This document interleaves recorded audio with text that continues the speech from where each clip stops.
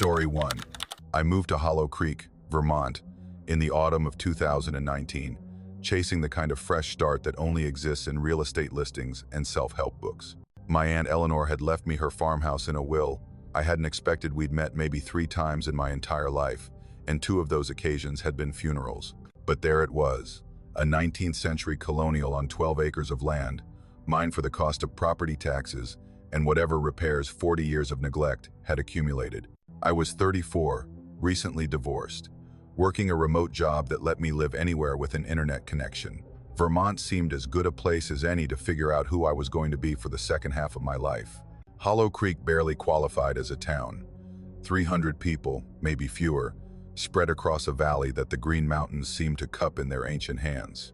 One gas station that also served as the post office, a general store that closed at 5, a volunteer fire department that operated out of someone's barn, and at the top of the hill, overlooking everything else, a white clapboard church with a steeple that reached toward heaven like a finger pointing at something it wanted God to see. The church was the first thing I noticed when I drove into town. It sat apart from the other buildings, surrounded by a low stone wall and a cemetery that hadn't received new residents in decades. The paint was peeling, the windows were boarded over, and the door was padlocked with a chain that had rusted into a single solid mass. But the building itself was intact, no collapsed roof, no fallen steeple, no obvious signs of the decay you'd expect from a structure that had been abandoned for 40 years. I asked about it at the general store on my first day in town. The woman behind the counter, Martha, I'd later learn, who'd lived in Hollow Creek her entire 70 years, looked at me like I'd asked about a family member's suicide. "That church has been closed since before you were born," she said. "Best to leave it that way." "But it's still standing," I said. "Someone must be maintaining it." "Nobody goes near that church." Her voice was flat, final, "And if you're smart, you won't either." I learned the rest from the library in Montpelier, where newspaper archives told a story the locals clearly didn't want to repeat.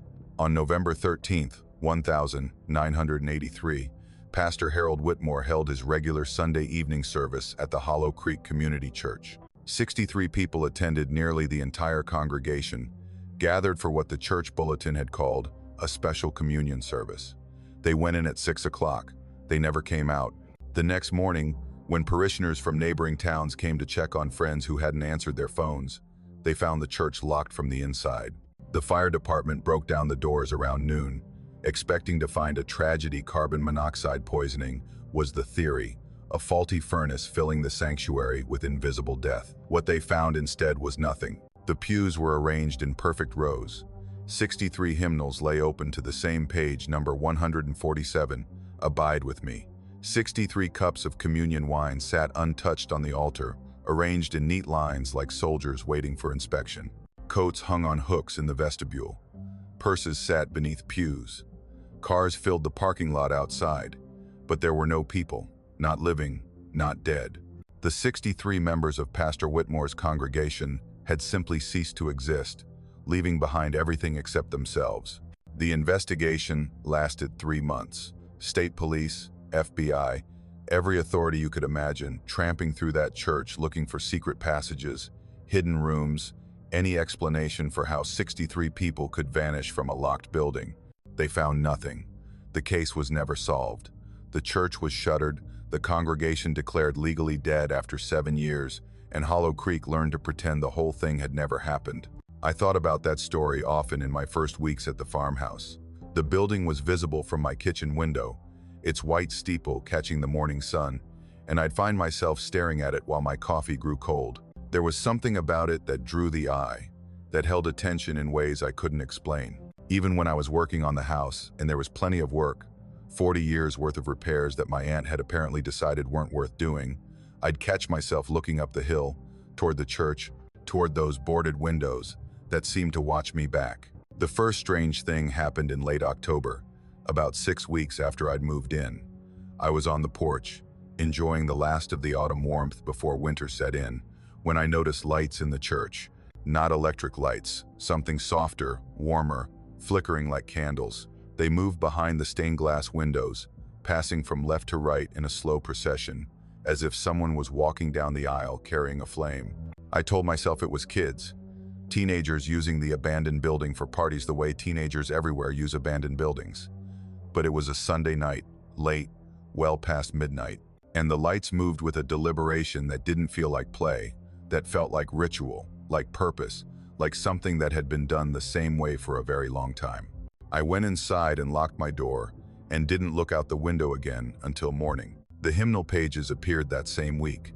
I found them scattered across my property in the yard, on the porch, caught in the branches of the old maple tree that shaded the house. Yellowed paper, brittle with age, covered in musical notation and lyrics I almost recognized. The pages were dated 1983, printed with the name of the Hollow Creek Community Church at the bottom. Hymn number 147, Abide With Me. I gathered them up and threw them away. The next morning, there were more. Different pages from the same hymnal, scattered in the same places, as if someone was feeding them to the wind and letting it carry them down the hill to my door. I threw those away too. And the next batch, and the next, until I stopped counting and started accepting that the pages would keep coming whether I wanted them or not. I asked Martha about it at the general store. She looked at the page I'd brought as evidence, her face going pale beneath its weathered tan. "Where did you find this?" "In my yard. They keep appearing. Every morning, there are more." She set the page down like it might bite her. "You need to leave, honey. That house has been empty for a reason. Eleanor knew better than to stay there at the end, and you should know better than to stay now." "What does that mean? What happened to my aunt?" But Martha wouldn't say anything else. She just shook her head and turned away, leaving me standing at the counter with a hymnal page in my hand and more questions than I'd arrived with. I tried to leave Hollow Creek for the first time in early November. I told myself I was just going to Burlington for supplies, that the trip had nothing to do with the lights I'd been seeing every Sunday night, nothing to do with the singing I'd started hearing from the hill, faint and beautiful and wrong. I packed a bag, got in my car, and drove toward the highway. I don't remember turning around. I don't remember making the decision to go back. One moment I was passing the town limits sign, heading toward the interstate in a world where churches didn't glow in the dark and hymnal pages didn't fall from the sky. The next moment I was pulling back into my driveway, the engine off, my hands on the steering wheel, with no memory of the miles between. It happened again the following week, and the week after that, I'd pack my bag, I'd start my car, I'd drive toward freedom, and then I'd wake up back at the farmhouse, hours missing from my memory, the same 12 miles somehow impossible to cross. I know how that sounds. I know you're thinking I'm crazy, or that I was having some kind of breakdown, or that trauma and isolation had combined to create delusions I couldn't distinguish from reality. I thought all those things too. I made appointments with doctors in Montpelier, with therapists who specialized in dissociative disorders, with anyone who might explain why I couldn't leave a town I'd never wanted to stay in. I never made it to any of those appointments. Every time I tried to drive somewhere beyond Hollow Creek, I ended up back in my driveway, back at the farmhouse, back within sight of that church on the hill. The singing got clearer as winter approached. Sunday nights, always Sunday nights, starting around 6 in the evening and continuing until dawn. Hymns I recognized from childhood, from the Lutheran church my mother had dragged me to before she decided God wasn't worth the effort. Amazing Grace, How Great Thou Art, Abide With Me, Always Abide With Me. The same hymn that filled those scattered pages, the same hymn that had been open on 63 laps when the congregation vanished. I started keeping notes, documentation, I told myself, evidence that I wasn't losing my mind, that something was really happening in that church every Sunday night. I'd sit on my porch with a notebook and write down what I saw: the flickering lights, the shadows passing behind the stained glass, the shapes that might have been human if humans moved that slowly, that deliberately, that wrong. I counted 63 shadows once. I don't know if that number means what I think it means. I don't know if I want it to. On the first Sunday of December, the singing stopped mid-hymn. I was on my porch, wrapped in blankets against the cold, watching the usual procession of lights through the church windows. Abide With Me was drifting down the hill, those voices harmonizing in ways that made my chest ache with emotions I couldn't name. And then, suddenly, silence. The lights stopped moving, the shadows froze in place behind the stained glass. And then, one by one, they turned, all 63 of them, turned toward me, toward my farmhouse, toward the porch where I sat watching. I couldn't see faces through those boarded windows. I couldn't see details of any kind, but I felt their attention, all of it, focused on me with an intensity that made the air itself feel heavy. They were looking at me. They had always been looking at me. Every Sunday night since I'd arrived, they hadn't been conducting their ritual for themselves. They'd been conducting it for an audience of one. The next morning, I found something new among the hymnal pages scattered across my yard. A bulletin, the kind of folded paper program they give out at church services, listing the order of worship and the week's announcements. This one was dated November 13th, 1983, the evening of the disappearance, and at the bottom, handwritten in ink that had faded but not disappeared, was a list of names. 63 names, the entire congregation of Pastor Whitmore's last service. And at the bottom, in handwriting, I recognized my Aunt Eleanor's careful cursive, the same script I'd seen on birthday cards, and the occasional Christmas letter was a 64th name. Mine. I've been in Hollow Creek for 3 months now. I've tried to leave 17 times. 17 times, I've found myself back in my driveway with no memory of turning around, no explanation for the hours I've lost, no way out of a town that won't let me go. The singing continues every Sunday night. The lights flicker behind those boarded windows. The shadows move in their slow procession, conducting a service that never ends, waiting for a congregation that's almost complete. I understand now why my aunt left me this house, not as a gift, as a transfer, as a way to pass on whatever obligation had been holding her here for 40 years, whatever connection existed between our family and that church on the hill, and the 63 people who went in but never came out. My Aunt Eleanor was supposed to be at that service. I found her name in the church records, listed as a regular member of Pastor Whitmore's congregation, but she wasn't there on November 13th, 1983. She was homesick, missing the special communion service that everyone else attended. She was the 64th member who should have been present, the one they were waiting for. She spent the rest of her life in this house, within sight of that church, unable to leave. And when she finally died of old age, the doctors said, though I wonder now if that's really what took her, she passed the obligation to me, her blood, her replacement, the 64th member that the congregation has been waiting for all along. I don't know what happens when I finally go to that church. I don't know if I'll find 63 people sitting in pews, preserved like insects in amber, waiting for me to take my place among them. I don't know if I'll open those doors and find nothing but empty seats and hymnal pages and communion wine that's been waiting 40 years to be drunk. But I know I'm going to find out. The pull is getting stronger. Every Sunday night, the singing gets clearer, and the urge to walk up that hill grows harder to resist. I've started finding myself on the path toward the church without remembering starting the walk. I've started waking up in my yard, facing the hill, my feet already pointing toward the steeple. They're waiting for me. They've been waiting since 1983, and I don't think I can make them wait much longer. If you're reading this, if you've somehow found these words after I'm gone, don't come looking for me. Don't come to Hollow Creek. Don't try to find out what happened to the 64th member of Pastor Whitmore's congregation. Just know that on some Sunday night, when the moon is full and the wind carries the faint sound of singing, there's a church in Vermont where the service never ended, where 64 shadows pass behind the stained glass, where the congregation finally has everyone it was waiting for, and they're singing, "Abide with me, forever." Story 2. Millbrook's covered bridge has been part of the landscape for so long that most people don't even see it anymore. It's just there, the way mountains are there, the way the Black River is there, a fact of geography that existed before anyone living was born and will probably exist long after we're all gone. Built in 1847 by craftsmen whose names no one remembers, a wooden tunnel spanning the river where the old highway used to run before they built the bypass in the 60s.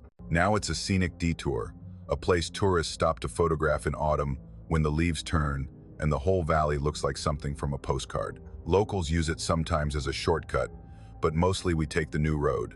Mostly we leave the bridge alone.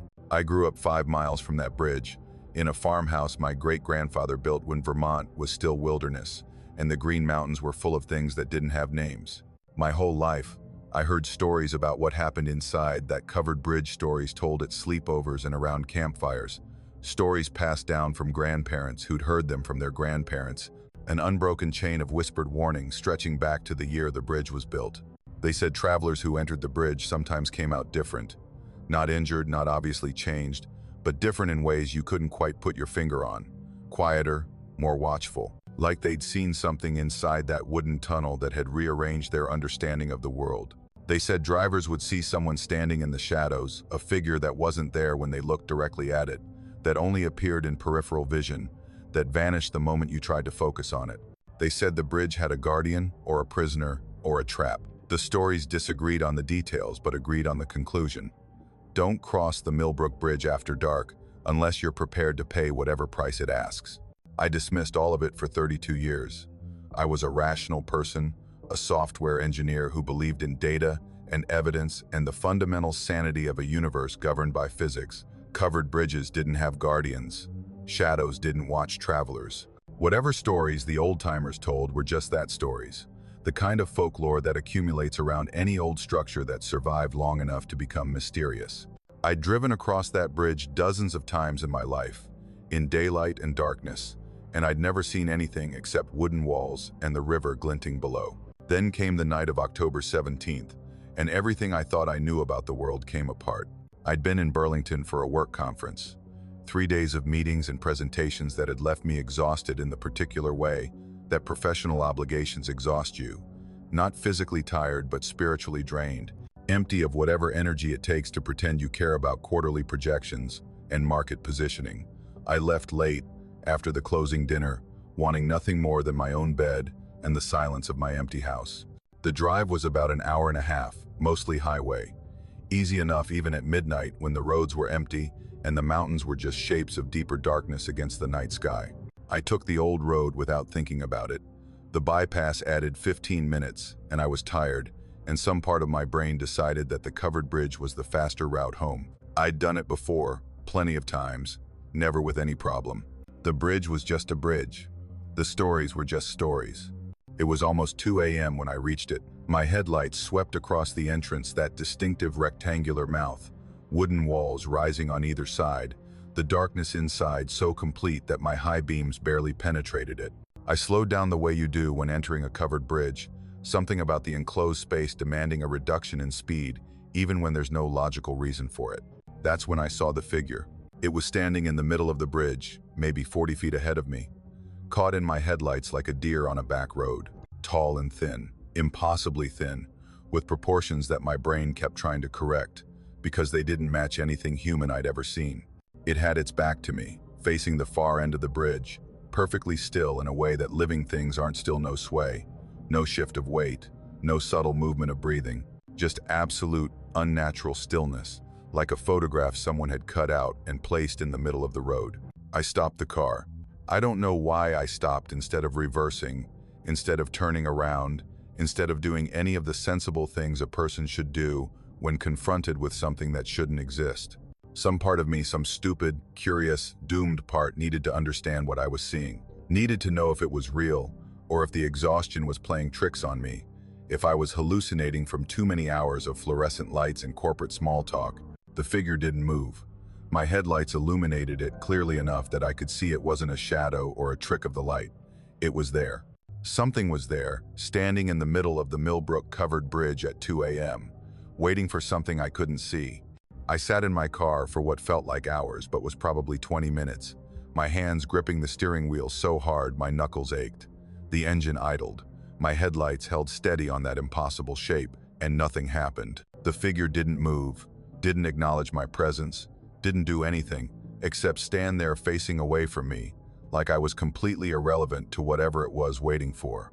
I started to convince myself it wasn't real. A piece of debris, maybe, or some kind of art installation that teenagers had set up as a prank.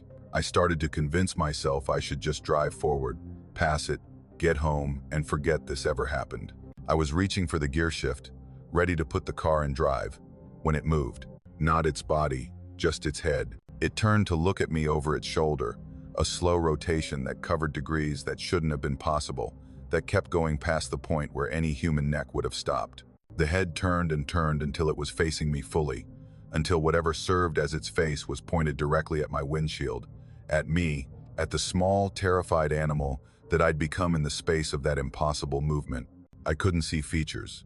The darkness inside the bridge swallowed details, left me with nothing but a shape an outline, the suggestion of something where a face should be, but I could feel its attention. That's the only way I can describe it. I felt its awareness of me like a physical pressure, like a hand pressing against my chest, like the weight of deep water when you dive too far and the ocean starts to crush you. I don't remember what happened next. One moment I was sitting in my car inside the covered bridge, frozen by the attention of something I couldn't understand. The next moment I was parked in my driveway, engine off, keys in my hand, the dashboard clock showing 5:17 a.m. 3 hours had passed. 3 hours that I couldn't account for, that existed only as a gap in my memory, a blank space where experience should have been. I sat in my driveway until the sun came up, too shaken to go inside, too confused to do anything except replay those final moments before the blackout, the figure turning its head, the weight of its attention, and then nothing. Nothing until I was home, safe, apparently unharmed, with no memory of how I'd gotten there. The footprints were what finally made me move. I noticed them when the dawn light reached my car, when the shadows inside retreated enough for me to see clearly. Wet footprints on my passenger seat, dark against the gray upholstery, leading from the door to the center of the seat where something had sat. They were shaped like feet, more or less, but too long, too narrow, with indentations that didn't correspond to any anatomy I recognized. Water had pooled in the depressions, river water from the smell of it, the same black river that flowed beneath the covered bridge. Something had been in my car. Something had ridden beside me for a drive I couldn't remember, had sat in my passenger seat while I navigated roads I had no memory of traveling. Something had entered my vehicle at the bridge and stayed with me until I reached home, had been there in the darkness beside me for 3 lost hours. I cleaned the seats. I told myself there was an explanation, that I'd driven through a puddle, that the water had splashed in somehow, that the shapes were coincidence and not evidence of something I couldn't accept. I went inside and showered and went to work and pretended everything was normal, the way you do when the alternative is admitting that your understanding of reality has been fundamentally wrong your entire life. But something had changed. I could feel it, even if I couldn't explain it. Something had been different since that night, since those lost hours, since whatever happened in the covered bridge that my memory refused to give back. I started noticing things I'd never noticed before, shadows that moved wrong, sounds at the edge of hearing that might have been voices or might have been nothing. The sense, sometimes, of being watched by something I couldn't see, of attention focused on me from angles that didn't make geometric sense. I'd be sitting in my living room, reading or watching television, and I'd feel it, that same pressure I'd felt in the bridge, that same weight of awareness, as if whatever had ridden in my car hadn't really left when I got home. I went back to the bridge in daylight, a week after the incident. I don't know what I was looking for, evidence, maybe, or reassurance that the place was just a place, just wooden walls and a river below, and nothing supernatural waiting in the shadows. I walked through it on foot, examined every board and beam, searched for any sign that what I'd experienced had a rational explanation. I found the marks on the third visit. They were carved into the wood of the interior walls, hidden among the graffiti and the initials that generations of visitors had left behind. Hundreds of them, thousands maybe. Small symbols I didn't recognize, arranged in patterns that seemed random at first but resolved into something deliberate if you looked long enough. And names. Dozens of names, carved in different hands across different decades, each one dated. William Marsh, 1923. Sarah Coldwell, 1947. Robert Turner, 1968. Thomas Bright, 1991. And so on, name after name, date after date, a record of everyone who had encountered what I had encountered, who had stopped their car in the middle of the bridge and met the attention of something that shouldn't exist. The most recent name was dated October 17th, 2023. My name, my date, carved into the wood in handwriting I didn't recognize, placed among all the others, like I was just the latest entry in a catalog that had been accumulating for 170 years. I didn't carve that. I know I didn't. I have no memory of picking up a knife or a tool, no memory of scratching my name into that ancient wood. But there it was, evidence that something had happened in those lost 3 hours, that I had done things I couldn't remember, that the gap in my memory contained actions and decisions that had been made without my conscious participation. I've tried to research the other names, Most of them don't appear in any records. I can find no birth certificates, no death certificates, no evidence they ever existed at all. A few match people who lived in the area decades ago, who died under circumstances the newspapers called mysterious or unexplained. One named Thomas Bright, 1,991 matches, a man who disappeared while driving home from Burlington on a night very much like the one I experienced. His car was found on the far side of the covered bridge. He was never seen again. I still live 5 miles from that bridge. I still drive past it sometimes. Though I take the bypass now, always the bypass, never the old road that leads through those wooden walls. I tell myself it's because the bypass is faster, more convenient, better maintained. I tell myself it has nothing to do with what I saw, what I felt, what I still don't understand. But some nights, when the moon is dark and the valley is quiet, I feel it again, that attention, that weight. Something watching me from a direction I can't identify, from angles that don't exist in the geometry I was taught to believe in. Something that rode in my car for 3 hours on an October night, that carved my name into ancient wood, that marked me as its own in ways I'm only beginning to understand. The old stories say people who enter the bridge come out changed. I didn't believe them until I became one of them. I didn't understand what changed meant until I started seeing the shadows move, until I started hearing the voices at the edge of perception, until I realized that whatever lives in the Millbrook-covered bridge didn't just watch me that night. It followed me home, and it's still here, still watching, still waiting for something I don't want to understand. I've started having the same dream, every night for the past month. I'm driving through the bridge, headlights catching that figure in the middle of the road. It turns its head, it looks at me, and this time, I see its face. I see what's there where features should be, what's watching from behind that impossible silhouette. I wake up before I can remember what I saw. I wake up screaming, covered in sweat, with the smell of river water in my nostrils and wet footprints on my bedroom floor. It's getting closer. Whatever marked me that night, whatever claimed me when I stopped my car and met its attention, it's getting closer. And I don't know what happens when it finally arrives. But I think I'm going to find out soon.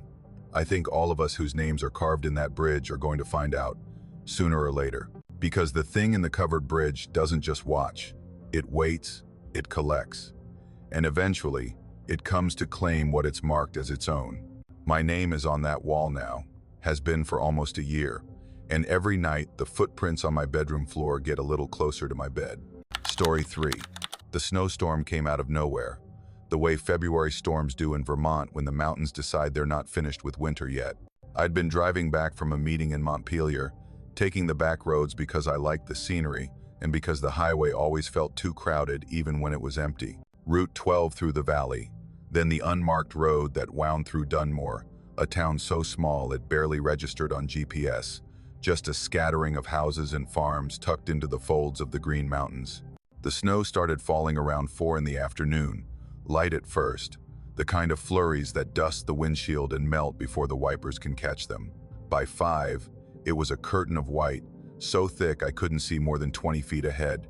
By 6, I was crawling along at 15 miles an hour, my headlights bouncing uselessly off the wall of snow, my hands cramping from gripping the steering wheel.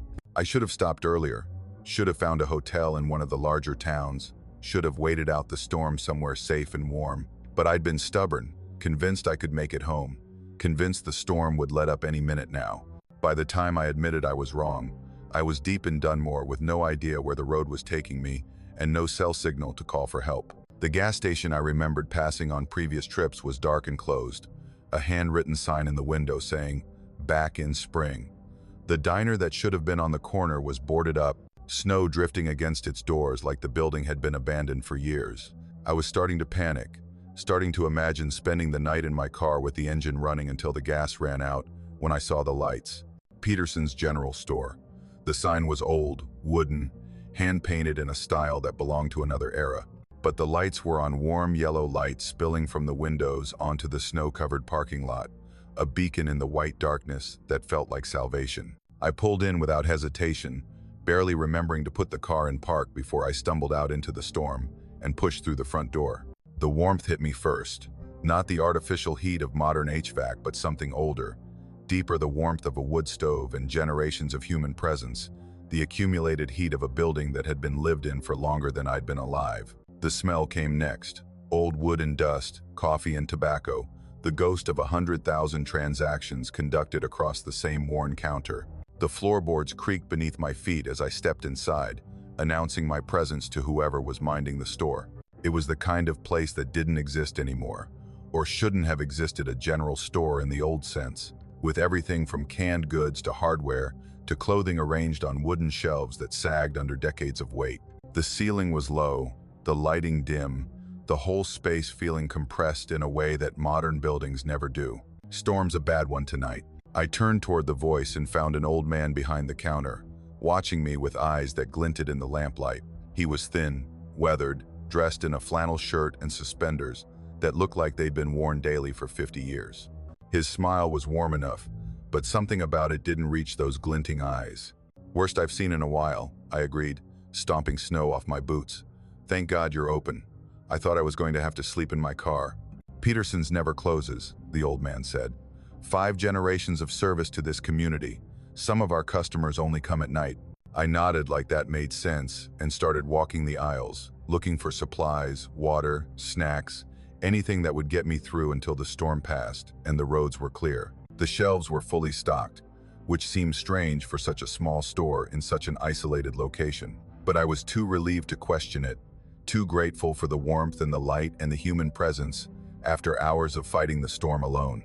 It wasn't until I started picking up items that I noticed something was wrong. The brands weren't right. I reached for a can of soup and found a label I didn't recognize, not a store brand, not something unfamiliar from another region, but something that looked like it belonged to another time entirely.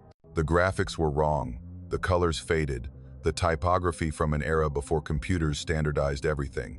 I checked the price tag, 39 cents. A can of soup hadn't cost 39 cents in my lifetime. I moved to another shelf. Same thing. Boxes of cereal with mascots I'd never seen, brands that might have been discontinued before I was born. Cleaning products in bottles shaped wrong, with warnings written in language that felt outdated. Everything was pristine, perfectly preserved, as if the store had been stocked decades ago and nothing had moved since. I looked toward the counter, toward the old man who was still watching me with that smile that didn't reach his eyes. Behind him, on the wall, hung a calendar, the kind with a picture at the top and tear-off pages below, the kind my grandmother used to keep in her kitchen. The picture showed a mountain scene, generic Vermont landscape. The date below showed March 1987. "Your calendar's wrong," I said, trying to keep my voice casual. "It's February 2024. The old man glanced at the calendar, then back at me. His smile didn't waver. "Is it?" I set down the items I'd been carrying. The warmth of the store suddenly felt oppressive. The smell of old wood suddenly felt like decay. I looked around at the shelves, at the products that didn't belong to this century, at the light fixtures that were too old, at the cash register that had manual keys instead of a digital display. "You're not one of our regulars," the old man said. "I can always tell. The regulars know what to expect. They know why they're here. But you still have a choice." "A choice about what?" He didn't answer, just kept smiling that empty smile and nodded toward the window behind me. I turned and looked out into the storm. They were coming. Figures emerging from the white, walking toward the store with a deliberation that defied the wind and the cold and the snow that should have been impossible to walk through. Dozens of them, maybe more, appearing from every direction like they'd been waiting for a signal, like my arrival had summoned them from wherever they'd been hiding. They were dressed wrong. That was the first thing I noticed. Clothes from different eras, a woman in a house dress that might have been fashionable in the 1950 seconds, a man in overalls and a flat cap from earlier still, teenagers in bell-bottoms and feathered hair that screamed 1970 seconds. All of them pale, all of them expressionless, all of them walking toward the store with the same mechanical gait. "Who are they?" I asked, but I think I already knew. I think some part of me had known since I walked through the door and smelled the decay beneath the warmth. "Customers," the old man said. "The night shift. They've been coming here for a long time. Some of them were here before I took over from my father. Some of them were here before he took over from his. Peterson's never closes, you see. And some customers never leave." I watched them approach through the snow, watched their pale faces resolve from blurs into features that weren't quite right, that held expressions that weren't quite human anymore. The woman in the house dress had eyes that didn't blink. The man in overalls had hands that hung too limply at his sides. The teenagers moved in perfect synchronization, like puppets controlled by the same strings. "What happens if I stay?" I heard myself ask. "You become a regular," the old man said. "You come back every night, same as them. You shop the aisles, you make your purchases. You wait for the next person who stumbles in from a storm, the next person who isn't one of us yet. And if I leave, then you leave." He shrugged, as if it made no difference to him either way. "I told you you still have a choice. You're not one of our regulars. Not yet. The door's right behind you. Your car's still running in the lot. You could be gone before they reach the building." I looked at the figures outside, now maybe 50 feet away and closing. I looked at the old man behind the counter, at his smile that never changed, at his eyes that held something ancient and patient and utterly indifferent to my fear. I looked at the products on the shelves, at the calendar showing March 1987, at the whole impossible store that shouldn't exist and yet clearly, undeniably did. I ran. I don't remember opening the door. I don't remember crossing the parking lot. I just remember being in my car, slamming it into reverse, spinning my wheels in the snow until they caught and launched me backward onto the road. The figures were all around me by then, pale faces turning to watch as I fled, expressionless eyes tracking my taillights through the storm. One of them, the woman in the house address, raised her hand as if to wave goodbye, or maybe to beckon me back. I drove until I reached the next town, a place called Whitmore that had a motel with a vacancy sign flickering in the snow. I checked in with shaking hands, locked myself in my room, and didn't sleep until the sun came up and the storm had passed. The next day, I drove back to Dunmore. I don't know why, morbid curiosity, maybe, or the need to prove to myself that what I'd experienced had a rational explanation. I found the spot where Peterson's general store should have been, where I was certain it had been the night before. There was nothing there, just an empty lot, overgrown with weeds and buried under snow, with the charred remains of a foundation barely visible beneath the white. A historical marker stood at the edge of the property, the kind the state puts up to commemorate significant sites. I brushed the snow off and read what it said. Peterson's General Store, established 1892, destroyed by fire the 15th of March 1987. 7 customers and the owner, Harold Peterson, perished in the blaze. The building was never rebuilt. I stood there for a long time, staring at that marker, trying to reconcile what I was reading with what I had experienced. The store I'd walked into, the old man who'd smiled at me, the products on the shelves, the calendar on the wall, the customers walking through the snow, all of it from a place that had burned to the ground 37 years ago, from a night in March 1987 when 7 people walked into a general store and never walked out again. I've done research since then. I've found newspaper articles about the fire, about the investigation that never determined a cause, about the families who mourned the loss of people who'd just gone out for groceries and never came home. I've found records of Peterson's General Store going back 5 generations, just like the old man said. I've found everything except an explanation for what I experienced, for how I could walk into a building that doesn't exist and speak to a man who's been dead for almost 4 decades. I've tried to tell people what happened. Most of them look at me like I'm crazy, or like I'm making up a story to get attention. But a few, the old-timers, the ones who've lived in these mountains their whole lives, they nod and look away and change the subject. They know something about Peterson's General Store. They know something about the customers who only come at night. And they know that some of us, the ones who stumble in from storms, have a choice to make that others never got. I made my choice. I ran when I could have stayed. I drove away when I could have become one of them, another figure walking through the snow, another regular customer in a store that never closes because the night it should have ended never really finished. But sometimes, when February comes and the storms roll down from the mountains, I find myself driving the back roads through Dunmore. I find myself looking for lights in windows that shouldn't have any, listening for the creak of floorboards in a building that burned to ashes before I was born.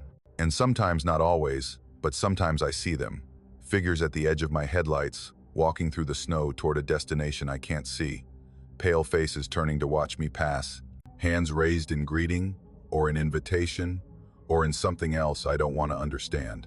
The old man told me I still had a choice, but I'm starting to wonder if the choice was ever really about staying or leaving. I'm starting to wonder if it was about something else, about being marked, about being known, about becoming part of something that doesn't end just because you drive away from it.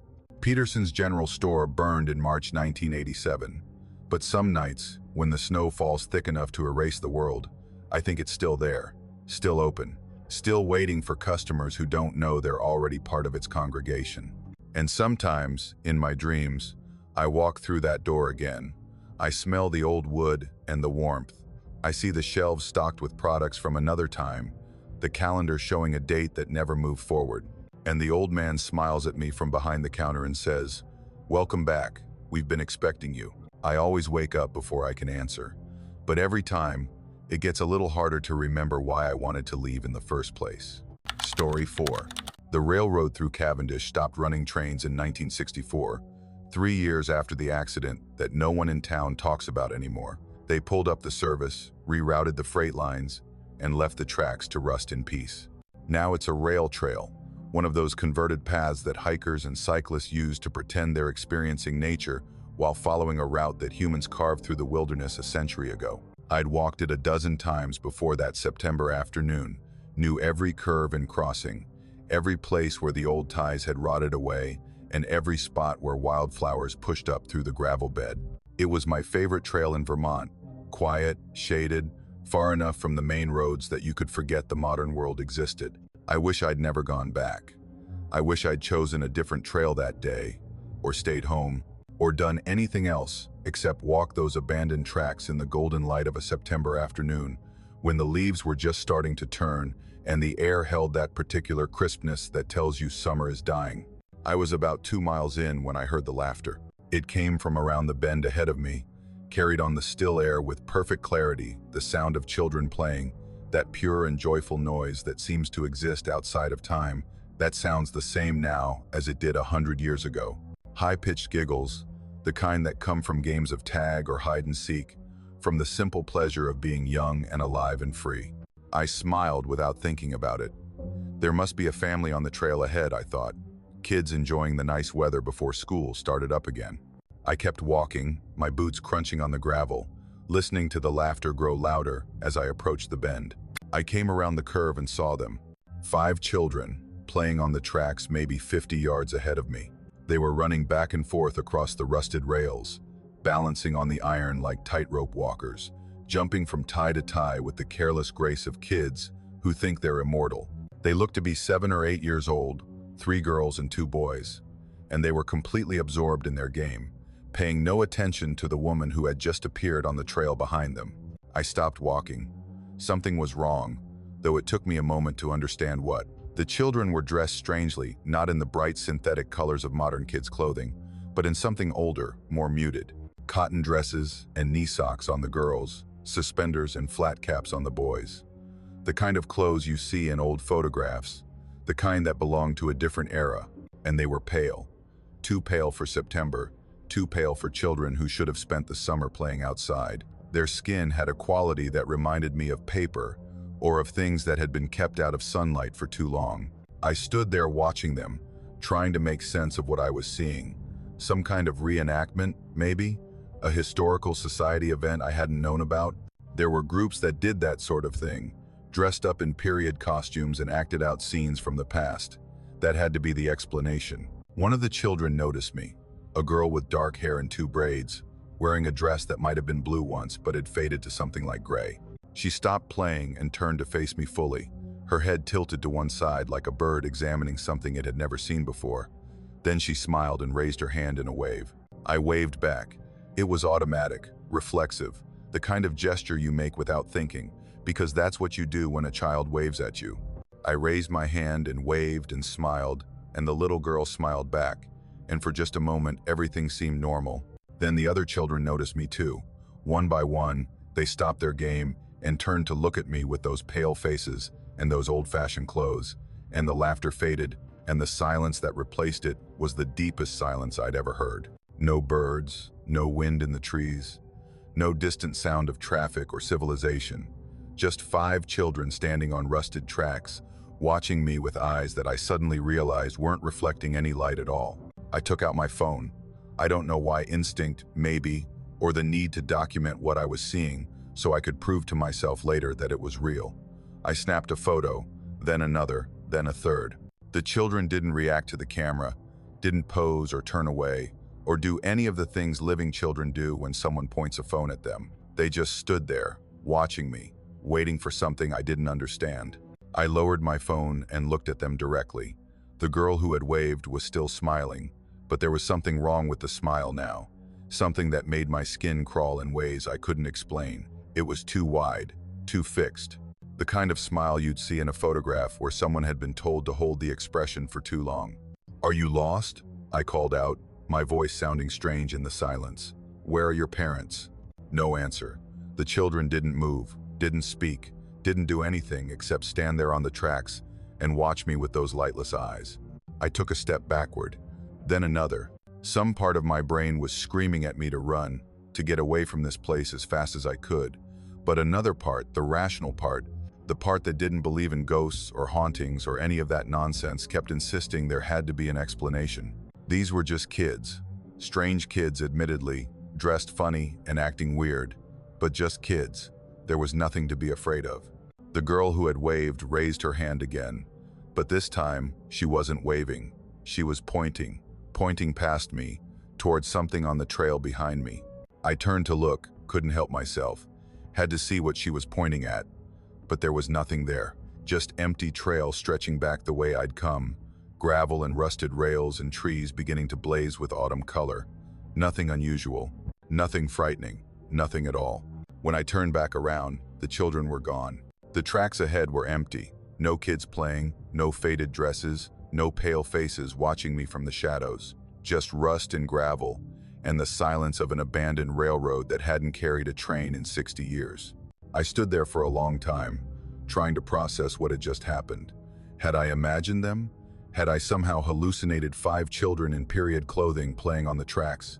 I'd been hiking for hours. Maybe I was dehydrated. Maybe my blood sugar was low. Maybe my brain had played a trick on me that would seem obvious and embarrassing once I'd had some water and a snack. I finished the trail at nearly a run, not quite sprinting but moving faster than I'd moved in years.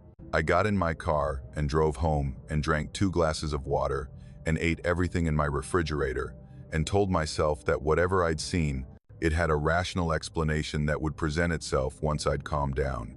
Then I developed the photos. I used an app on my phone to transfer them to my laptop, wanting to see them on a bigger screen, wanting to examine them for details I might have missed. The first photo showed the tracks, the trees, the late afternoon lights slanting through the leaves. No children, just empty railroad beds stretching toward the bend.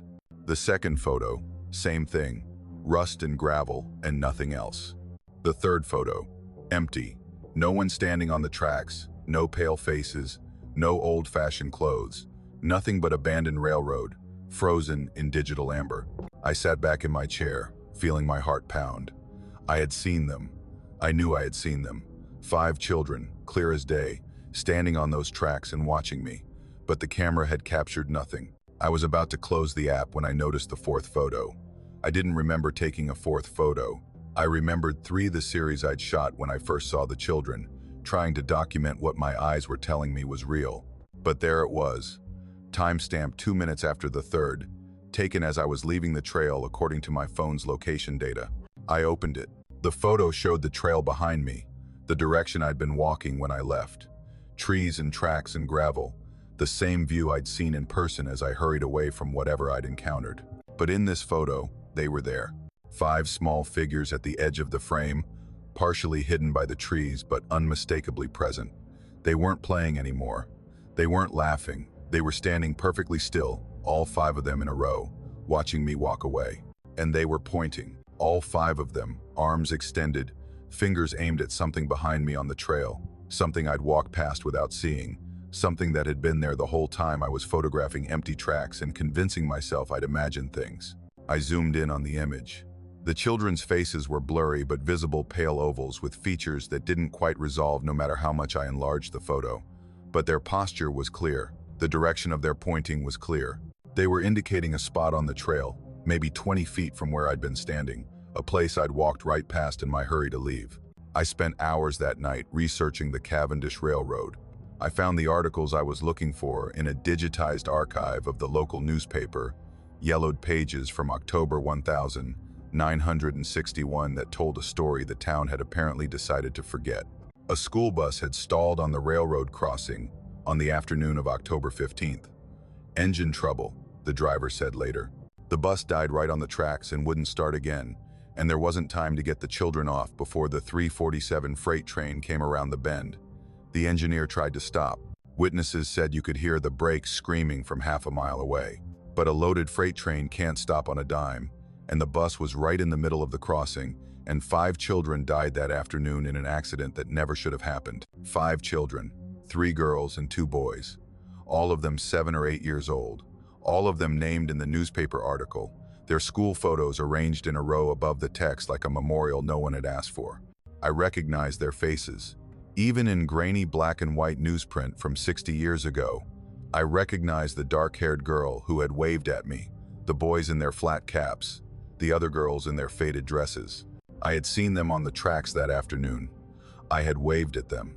I had photographed them, even if the photos showed nothing but empty railroad bed, and they had pointed at something behind me, something I hadn't seen, something that was apparently still there, on that stretch of trail I'd walked so many times without ever knowing what had happened in that place. I haven't gone back to look. I tell myself it's because I'm busy, because the weather has turned, because there are other trails I want to explore. But the truth is I'm afraid of what I might find. I'm afraid of what those children were pointing at, what they wanted me to see, what horror might be waiting on that crossing where 5 of them died 60 years ago. I'm afraid that if I go back, they'll be there again, waiting, watching, pointing at something that's always been there, something the living walk past without seeing but that the dead can never forget. The photos are still on my laptop. Sometimes, late at night, I open them and look at that final image, the one I don't remember taking, the one that shows 5 children standing at the edge of the frame with their arms extended and their fingers pointing towards something just out of sight. I zoom in on their faces. I study the direction they're pointing. I try to calculate exactly where on the trail they want me to look, exactly what spot I would need to examine if I ever worked up the courage to go back. And every time I look at that photo, I notice something new, small details I hadn't seen before. The way one of the boys seems to be looking directly at the camera, not at the thing he's pointing at. The way the dark-haired girl's smile has changed from friendly to something else, something that might be pleading or might be warning. The way the shadows behind them don't match the lighting in the rest of the image, as if they're standing in a different place than the one my camera recorded. The railroad through Cavendish has been closed for 60 years. The train that killed those children was rerouted the following spring, and the tracks were left to rust, and the crossing where it happened was eventually converted to trail along with the rest of the line. People walk there every day now, hikers and cyclists and families with dogs, passing over the spot where 5 children died without ever knowing what happened in that place. But every autumn, when the leaves turn and the nights grow cold, people see them.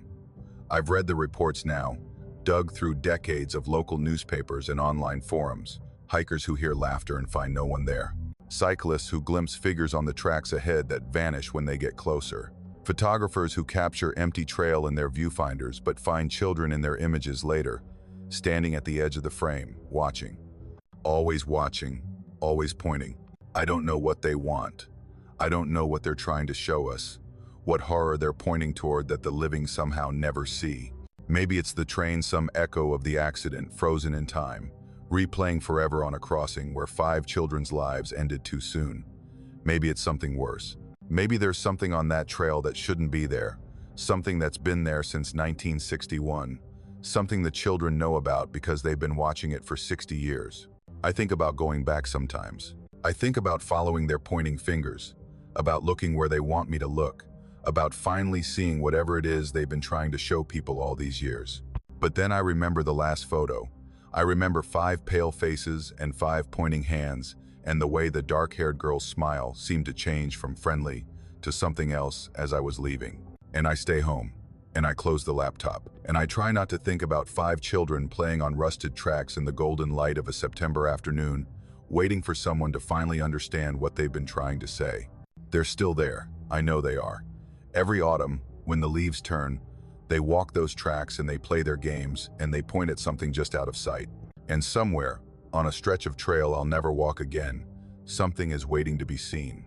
Story 5. I bought the Harmon house at a county auction in March of 2019, paying $12,000 for a Victorian that should have been worth 10 times that amount. It was the kind of deal that seems too good to be true. And like most things that seem too good to be true, it came with a price I didn't understand until it was too late to walk away. The house sat at the end of Maple Street in Brattleford, Vermont, a 3-story beauty with gingerbread trim and a wraparound porch and windows that caught the light in ways that made the whole building seem to glow. It had been empty for 15 years, ever since its last owner died alone in the sitting room with no family to claim her possessions and no friends to mourn her passing. The estate had been tied up in legal limbo, the property taxes accumulating until the county finally foreclosed and put the whole thing on the auction block. I was 34 years old, recently divorced, working remotely for a tech company that didn't care where I lived as long as I met my deadlines. I'd been looking for a project, something to occupy my hands and my mind, something to fill the empty hours that stretched before me like a road with no destination. The Harmon house seemed perfect. A little restoration, a little renovation, and I'd have either a beautiful home or a profitable flip. Either way, I'd have something to do besides think about everything I'd lost. The auctioneer warned me before I placed my bid. He was a weathered man in his 60s, the kind of Vermonter who'd lived in the same town his whole life and knew things that didn't appear in property records. "That house has been trouble since Margaret died," he said. "Every buyer we've had backs out before closing. Something about the place doesn't sit right with people." "What kind of trouble?" He shrugged, looking uncomfortable. "Hard to say. Nothing you could put in a report. Just the house remembers things. That's what people say. It remembers, and it doesn't let go." I smiled and placed my bid anyway. I didn't believe in haunted houses.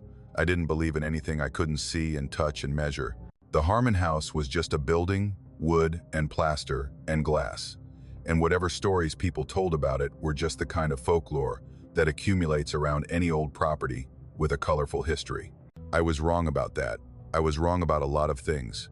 I moved in on a Tuesday in late March, bringing a truck full of furniture and boxes into a house that had been empty for a decade and a half. The place was exactly what I'd expected: dusty, neglected, in need of serious work but fundamentally sound.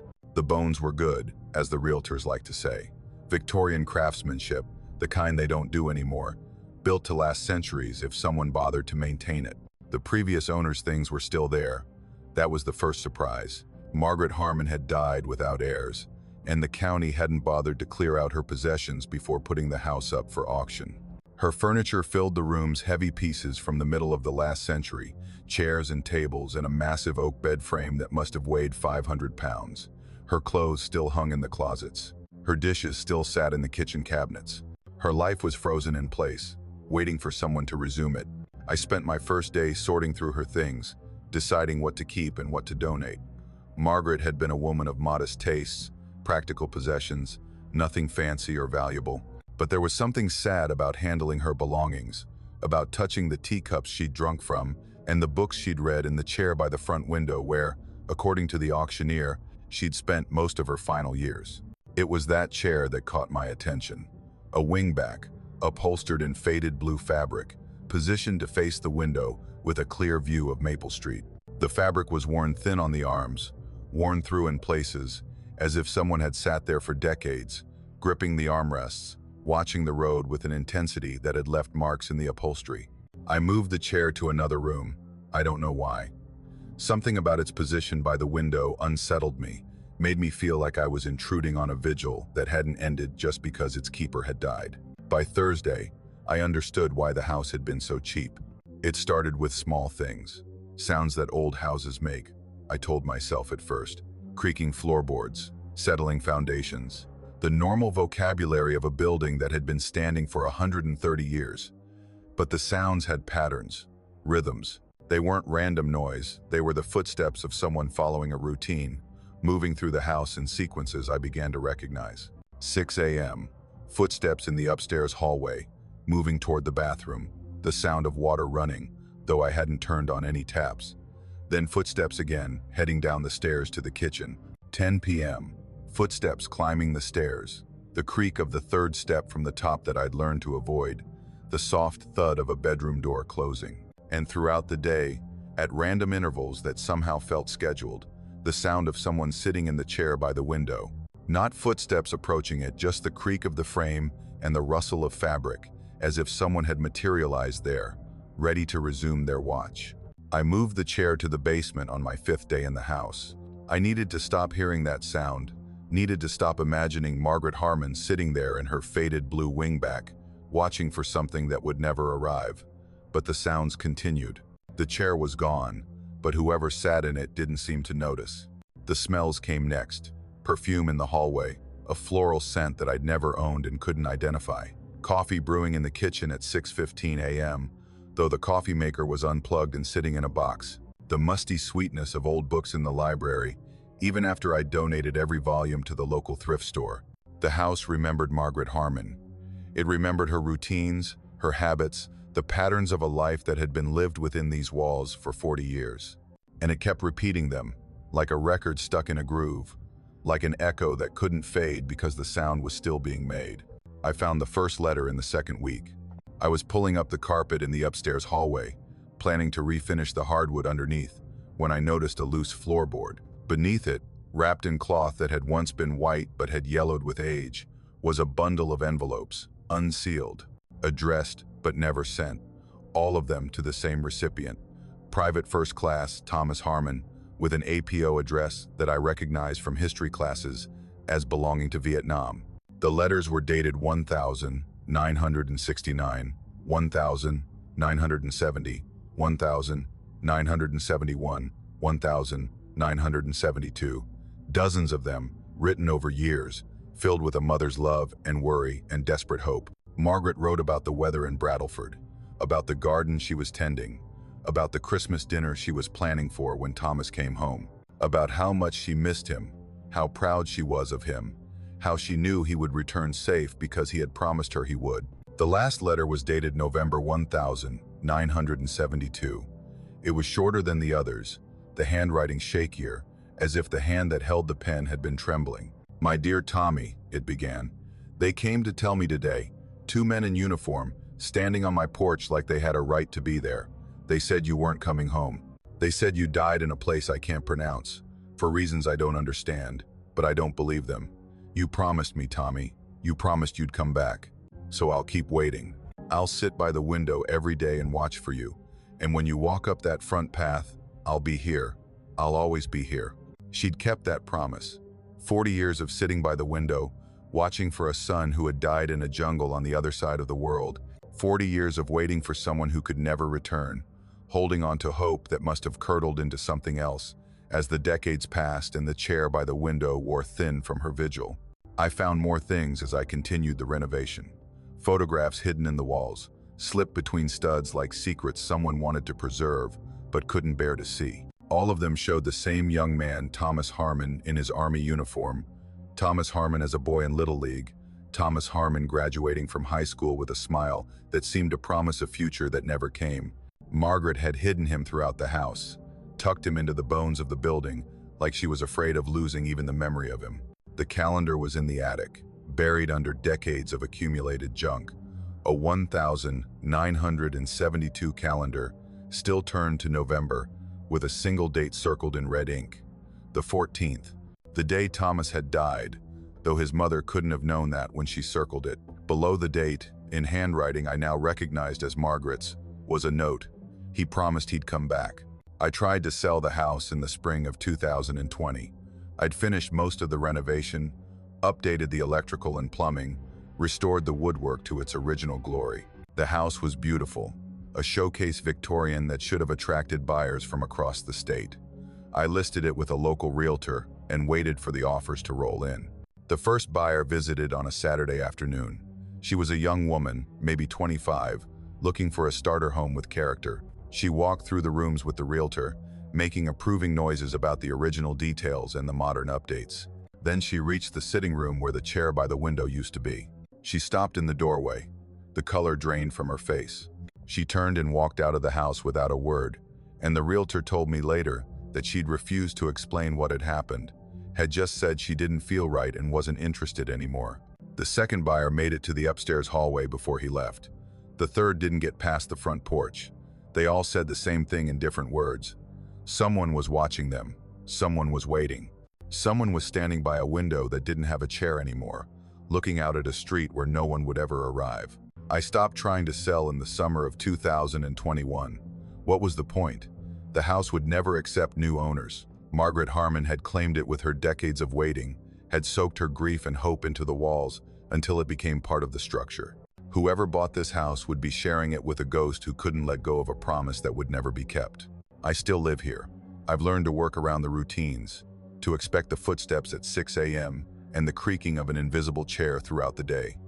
I've stopped being afraid of Margaret Harmon. She wasn't a malevolent presence, wasn't trying to hurt anyone. She was just a mother who had loved her son too much to accept that he was gone, who had spent 40 years refusing to give up hope, who had died in her chair by the window still waiting for a reunion that would never come. But some nights, when the house is quiet and the wind blows from the east, I hear something different. Not Margaret's footsteps, not the creak of her chair, something heavier, slower. The tread of boots on the front porch, approaching the door with a hesitation that suggests uncertainty, as if whoever was walking wasn't sure they were in the right place anymore. I've looked out the window on those nights. I've watched the front path the way Margaret must have watched it for 4 decades, searching for movement in the darkness, hoping to see a figure in army green walking home at last. I've never seen anyone. The path is always empty. The boots on the porch never reach the door. But I keep listening, and I keep watching. And sometimes, just before dawn, I think I understand why Margaret could never stop. Because once you start waiting for someone, once you make a place in your heart for a return that might never come, that place stays empty forever. It doesn't fill with time. It doesn't heal with acceptance. It just waits and waits and waits. The chair is back in its place by the window now. I brought it up from the basement last winter. Couldn't say why, just knew it belonged there. Sometimes I sit in it myself, watching the street, feeling the worn fabric beneath my hands where Margaret's hands used to rest. And sometimes, not often, but sometimes I feel like I'm not sitting alone, like someone is there with me, watching the same road, waiting for the same footsteps. They came to tell her in November of 1972 that her son wasn't coming home, but Margaret Harmon never believed them. And now, 50 years later, her house is still waiting. I think maybe I'm waiting too. I'm not sure what for anymore. But in a house that remembers its dead, in a chair worn thin by decades of hope, I watch the road and I listen for boots on the porch, and I understand, finally, what it means to love someone so much that even death can't end it. Thomas Harmon promised his mother he'd come back. And somewhere in this house, in the walls and the floorboards and the chair by the window, she's still holding him to that promise. Maybe someday he'll keep it. Maybe someday the door will open and a young man in uniform will walk through, tired from a journey that took him half a century to complete. Until then, we wait, Margaret and me, the living and the dead, together in a house that never forgets. Story 6. My grandmother never talked about Whitfield. In all the years I knew her, through childhood dinners and teenage visits, and the long conversations we had after I'd grown up and learned to appreciate her company, she never once mentioned the town where she'd spent the first 30 years of her life. I knew she was from Vermont. That much was part of the family history, part of the story of how she'd met my grandfather at a dance in Burlington and married him 3 months later. But the specifics of her early years were a blank space, a chapter of her life that she'd simply excised from the narrative she shared with the rest of us. She died in 2019 at 93 years old, and it wasn't until I was sorting through her things that I found the photographs. They were in a shoebox at the back of her closet, hidden behind winter coats that hadn't been worn in decades. Black and white images, mostly, the kind of snapshots people took in the 50s and 60s before cameras got sophisticated. Pictures of a small town in the Vermont mountains, a main street with a general store and a post office, a white clapboard church, houses arranged along roads that had probably been dirt when the photos were taken. Pictures of people I didn't recognize, smiling at the camera with the unself-conscious ease of subjects who didn't know they were being preserved for posterity. And on the back of each photograph, in my grandmother's careful handwriting, Whitfield, Vermont. I'd never heard of Whitfield. It didn't appear on any modern map I could find. But the photographs were clearly real, clearly documented a place that had existed at some point in the past, and I became obsessed with finding out what had happened to it and why my grandmother had kept these images hidden for 60 years while refusing to acknowledge that the town had ever existed. The research took months. Whitfield didn't appear in any Vermont state records after 1978. No census data, no property records, no official documentation of any kind. It was as if the town had been erased, not just abandoned but deleted from the historical record. But I found references in older sources, a 1,960 telephone directory that listed the Whitfield post office, a 1,975 newspaper article about a school board meeting in the mountain community of Whitfield, fragments of a place that had clearly existed but seemed to have vanished without a trace. The breakthrough came when I found a county historian who remembered the name. He was in his 80s, had worked for the local government for 50 years, and he looked at me with an expression I couldn't quite read when I asked about Whitfield. "That's not a place people talk about," he said. "Not a place people go looking for." "Why not?" He was quiet for a long moment. "Because nobody knows what happened there. 200 people lived in that town in 1978. Then the winter came, and when it was over, they were gone. Not dead, at least. Not officially. Just gone. The state sent people to investigate, and they found the town exactly the way the residents had left it. Food on tables, cars in driveways, personal belongings in houses, but no people, not one. What happened to them? That's the question, isn't it? The official story was economic decline, rural communities collapsing, people moving to cities where there were jobs, but there were no moving records, no forwarding addresses. No one ever heard from any of them again. 188 people vanished, and the state just closed the book on it, said they must have relocated and the paperwork got lost. Easier than admitting they had no idea what really happened. He gave me directions to where Whitfield had been, deep in the mountains, accessible only by roads that hadn't been maintained in decades. He warned me not to go alone, not to stay after dark, not to look too closely at what I might find there. I went anyway. I had to understand what my grandmother had run from, what had made her pack her car one night and drive south and never look back. I found Whitfield in late August, following roads that had been reclaimed by the forest, driving until my car couldn't go any further, and then hiking the last 2 miles on foot. The town appeared through the trees like something from a fever dream, buildings still standing, streets still visible beneath decades of overgrowth, a community frozen in the moment of its abandonment. The historian had been right. Everything was still there. I walked down what had been Main Street and looked through windows at rooms that hadn't been touched in 45 years. The general store still had products on its shelves, cans and boxes, so old that the labels had faded to illegibility. The post office still had mail in its sorting bins, letters addressed to people who had never come to collect them. The diner still had plates on its tables, the food long since rotted away, but the dishes and silverware arranged as if customers had just stepped out for a moment and would return any second. It was the school that affected me most. Desks still arranged in rows, textbooks still open on surfaces, a blackboard with a lesson still written on it in chalk that had somehow survived 4 decades of abandonment. The 15th of November 1978, Chapter 7, The American Revolution. A date, frozen in time, marking the last day anyone had learned anything in that room. I walked through houses and found beds still made, clothes still hanging in closets, photographs still displayed on mantels, lives interrupted mid-motion, preserved like insects in amber by the cold Vermont winters and the dry mountain air. Whatever had happened to the people of Whitfield, they hadn't packed, they hadn't prepared. They had simply stopped existing in the middle of whatever they'd been doing, as if a switch had been flipped and erased them from reality. I found my grandmother's house near the end of the main street. I recognized it from the photographs, a small Cape Cod with blue shutters, a porch that wrapped around 2 sides, a garden that had gone wild decades ago but still showed traces of deliberate planting. The door was unlocked. I pushed it open and stepped inside. Her things were gone. That was the first difference I noticed. The other houses had been full of possessions, but my grandmother's house was empty. No furniture, no photographs, no evidence that anyone had ever lived there. Just bare rooms and dust, and the silence of a building that had been hollow for 45 years. She had known. Whatever happened to Whitfield, my grandmother had known it was coming. She had packed her car and driven south and taken everything with her, leaving behind an empty house in a town that was about to cease to exist. I spent the rest of the day exploring, taking photographs, trying to document what I was seeing. The sun was setting by the time I finished, and I made the decision I'd been avoiding all afternoon. I was going to spend the night in Whitfield. I wanted to understand this place, wanted to feel what my grandmother must have felt in the days before she left. I set up my tent in the old church, the building that seemed most intact, and prepared to wait for morning. The footsteps started around midnight. They came from outside the church, from the street that ran past the front door.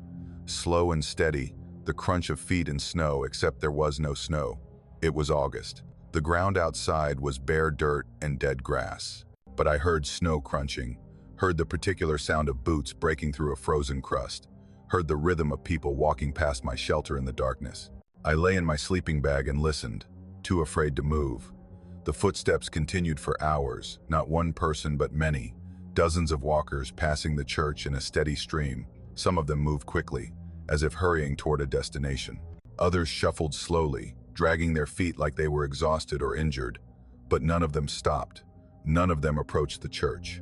They just kept walking, a procession of invisible people making their way through a town that had been empty for 45 years.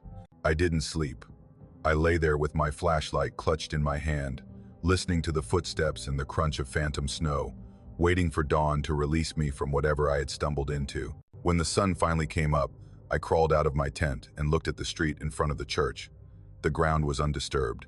No tracks, no footprints, no evidence that anyone had walked past during the night. Just dirt and grass and the silence of a place that had been abandoned so long ago that even the ghosts should have moved on. But they hadn't moved on. That was what I understood as I packed my gear and prepared to leave. The people of Whitfield were still there, still walking, still going about whatever business had been interrupted on that November night in 1978. They weren't gone, they were just somewhere else, somewhere I couldn't see but could hear. When the darkness came and the boundaries between worlds grew thin, I drove back to civilization and spent months researching what I'd experienced. I found stories from hunters who had camped near Whitfield and heard footsteps all night long. I found accounts from hikers who had wandered into the abandoned town and felt watched, followed, surrounded by presences they couldn't identify. I found a single mention in an old paranormal forum of a vanished community in Vermont where the residents never left, but I never found an explanation. No one knew what had happened on the 15th of November 1978. No one knew where 188 people had gone or why they still seemed to walk the streets of a town that had been dead for nearly half a century. I did find one more thing in my grandmother's belongings. A letter, tucked into the same shoebox as the photographs, written in her handwriting but never addressed to anyone. They started changing in October, she wrote. Not all at once, but slowly, like something was replacing them from the inside.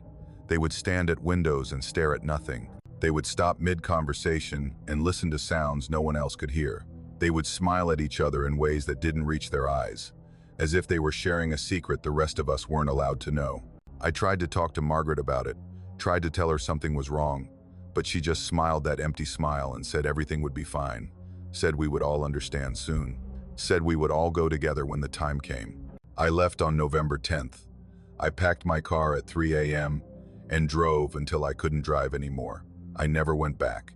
I never spoke to anyone from Whitfield again. By November 15th, there was no one left to speak to. I don't know what happened to them. I don't know where they went or why, but I know this. They didn't die. Whatever took them didn't kill them. It changed them, made them into something else. Something that still walks those streets when the sun goes down, still follows the routines of lives they used to live. If you're reading this, don't go looking for Whitfield. Don't try to find out what happened. Some places don't want to be understood. Some questions don't have answers that human minds can hold. Just know that your grandmother loved you, and know that she ran from something worse than death, something that's still waiting in those mountains for anyone foolish enough to come looking. I think about that letter every day. I think about the footsteps I heard in the church, the crunch of snow that wasn't there, the procession of invisible people walking past my tent all night long. I think about my grandmother packing her car at 3 a.m., driving through the darkness away from neighbors who had stopped being human in ways she couldn't explain. And I think about going back, not to investigate, not to understand, just to walk those streets one more time and listen for the footsteps, to see if maybe Among all those invisible walkers, I could recognize the sound of people I used to know. People who changed in October of 1978 and went somewhere I can't follow. My grandmother ran from Whitfield and spent 60 years pretending it didn't exist. But I heard them walking. I know they're still there. And some part of me wonders if they're waiting for something for me, for anyone who remembers them, for a moment when the boundaries grow thin enough for them to finally come home. The buildings are still standing in Whitfield. The dishes are still on the tables. The lesson is still on the blackboard. And every night, when the sun goes down, 188 people walk the streets of a town that was supposed to be empty. I can still hear them sometimes, even here, even hundreds of miles away. Footsteps in snow that doesn't exist, a procession going somewhere I can't see. I try not to listen, but some nights, when the wind is right and the world is quiet, I hear them calling. I hear them asking why I haven't come back. And I wonder how long I can keep saying no.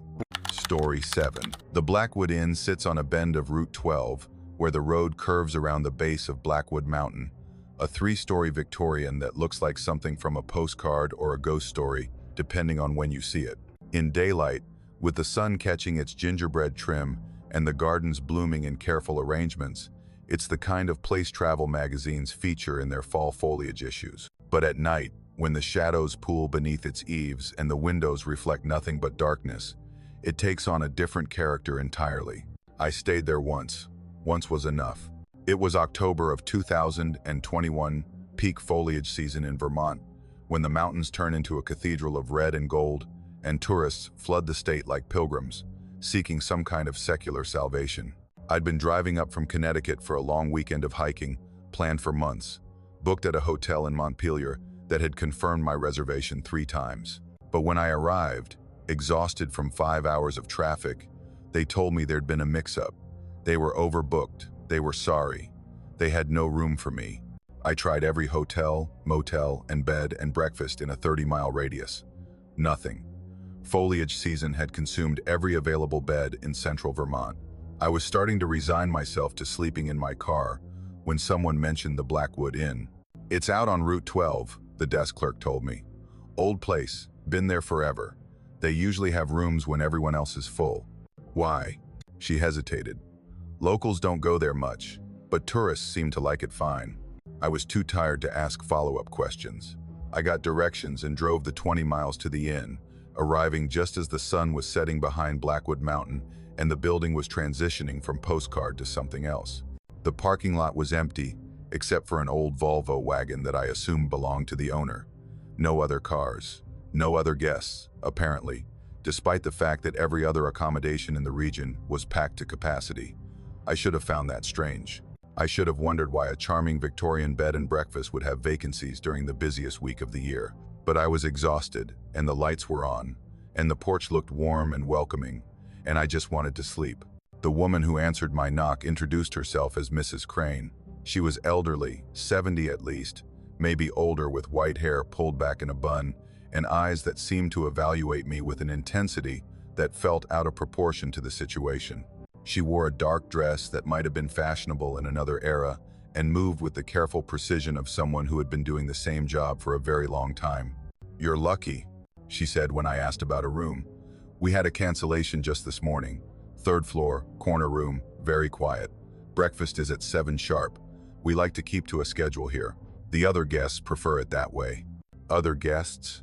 "Of course, the inn is quite full this time of year." She smiled, but the smile didn't reach her eyes. Nothing about her seemed to reach anywhere beyond the surface. "You'll meet them at breakfast. Room 12, up 2 flights, and at the end of the hall. The key is on your pillow." The inn was beautiful inside, in the way that well-preserved old buildings are beautiful original woodwork, antique furniture, the kind of wallpaper that hasn't been manufactured in a century. But it was also silent, completely, oppressively silent. No sounds of other guests moving about, no muffled conversations or television noise, or any of the normal sounds of a full hotel. Just my footsteps on the stairs, creaking against wood that had been worn smooth by 100 years of passage. My room was at the end of a long hallway on the 3rd floor. It was decorated in a style that might have been contemporary when the inn was built, but now felt like a museum exhibit. 4-poster bed, washstand with a pitcher and basin, heavy curtains that blocked out the last of the evening light. The key was on my pillow as promised, a brass skeleton key, attached to a tag that read, Room 12, in handwriting that looked impossibly old. I unpacked, showered, and tried to settle in for the night. But sleep wouldn't come. The silence was too complete, too intentional, like the building was holding its breath. I lay in the darkness and listened for any sound of life, footsteps in the hallway, voices from other rooms, the normal noises of a functioning inn. Nothing. Then, around midnight, I heard the footsteps. They came from above me, heavy, deliberate, the tread of someone walking across a wooden floor. They started at one end of the room above mine and moved slowly to the other, paused, and then walked back. Again and again, the same pattern, the same measured pace, as if someone was pacing in the room directly overhead. Except I was on the third floor, the top floor. There was nothing above me but attic and roof. I told myself it was the building settling. Old houses make sounds. Wood contracts in the cold, pipes shift. There were 100 explanations for footsteps in a building that was older than anyone alive. I pulled the blankets over my head and tried to ignore the pacing overhead, tried to convince myself it wasn't real. But it continued all night, walking, pausing, walking again. The rhythm never varied, never stopped, never gave any indication that whoever was up there would ever rest. I must have slept eventually, because I woke to morning light filtering through the heavy curtains. The footsteps had stopped, the silence had returned. I dressed quickly and went downstairs for breakfast, eager to talk to other guests, to confirm that I wasn't losing my mind, that the inn was occupied by normal people who could explain away the sounds I'd heard. The dining room was empty, sort of. 12 tables were arranged in 2 rows, each one set for a meal, and at each table was a place-setting plate, silverware, cloth napkin, coffee cup with food that had been served and partially eaten, eggs congealing on plates, toast with single bites taken out of it, coffee cups half drained, as if 12 people had been eating breakfast and had all stood up at the same moment and walked away, leaving their meals behind. But there was no one in the room, just me and the empty tables and the remains of a breakfast that had apparently happened without any diners to consume it. Mrs. Crane appeared from the kitchen, carrying a plate that she set before me with the same mechanical precision she'd shown the night before. "You're down early," she said. "Most guests don't make it to the dining room until 7:30 at least." I looked at the other tables, at the abandoned meals, at the chairs pushed back as if their occupants had just risen. "Where is everyone?" "Oh, they've already eaten. Early risers. All of them. They like their routines." She poured me coffee from a pot that was somehow still steaming. "Did you sleep well? Hear anything unusual?" I hesitated. There were footsteps above my room, but I thought I was on the top floor. Mrs. Crane's smile didn't waver. "You are on the top floor. There is no 4th floor at the Blackwood Inn. Perhaps you heard birds on the roof. We get a lot of crows this time of year." I didn't argue. I ate my breakfast in silence while Mrs. Crane busied herself in the kitchen, never clearing the other tables, never acknowledging that 12 meals were sitting untouched, while I was the only guest visible in the entire building. When I finished, I walked outside to look at the inn from the parking lot. I needed to see it in daylight, needed to count the floors and confirm what I thought I knew. 3 rows of windows. That's what a 3-story building should have. But the Blackwood Inn had 4. 4 rows of windows, 4 stories. The topmost row partially hidden by the elaborate cornice work, but definitely there. 12 windows on the 4th floor, each one dark, each one positioned directly above the rooms on the 3rd floor, where guests like me were supposedly staying. I went back inside. Mrs. Crane was at the front desk, reviewing something in a large leather-bound book. A guest registry, the kind hotels used before computers took over. "Mrs. Crane, I was looking at the building from outside, and it seems like there are 4 floors, not 3. Her hands paused over the registry. "The Blackwood Inn has always been 3 stories. Always. Whatever you saw was a trick of the architecture. Victorian builders loved their illusions. But I counted 3 floors. Her voice was firm, but not unkind. 3 floors, 12 rooms, and a great deal of history. Now, will you be staying another night, or shall I prepare your bill?" I should have left then. Every instinct I had was telling me to get in my car and drive away, and never think about the Blackwood Inn again. But I had 2 more days of vacation planned, and the hiking trails were calling, And I was a rational person who didn't believe in ghosts or haunted hotels or any of the explanations my hindbrain was frantically offering. "I'll stay," I said. "One more night." Mrs. Crane nodded as if she'd expected nothing else. "Checkout is at 11. We'll see you at breakfast tomorrow." I spent the day hiking, trying to exhaust myself enough that I'd sleep through whatever sounds the night might bring. When I returned to the inn at dusk, my car was still the only one in the lot. The building was lit up like something from a painting, windows glowing yellow against the purple twilight, but I saw no movement behind any of them, no silhouettes, no signs of the other guests whose meals I'd seen that morning. I went to my room and locked the door and lay down on the bed and waited for the footsteps to start. They began earlier that night around 10, instead of midnight.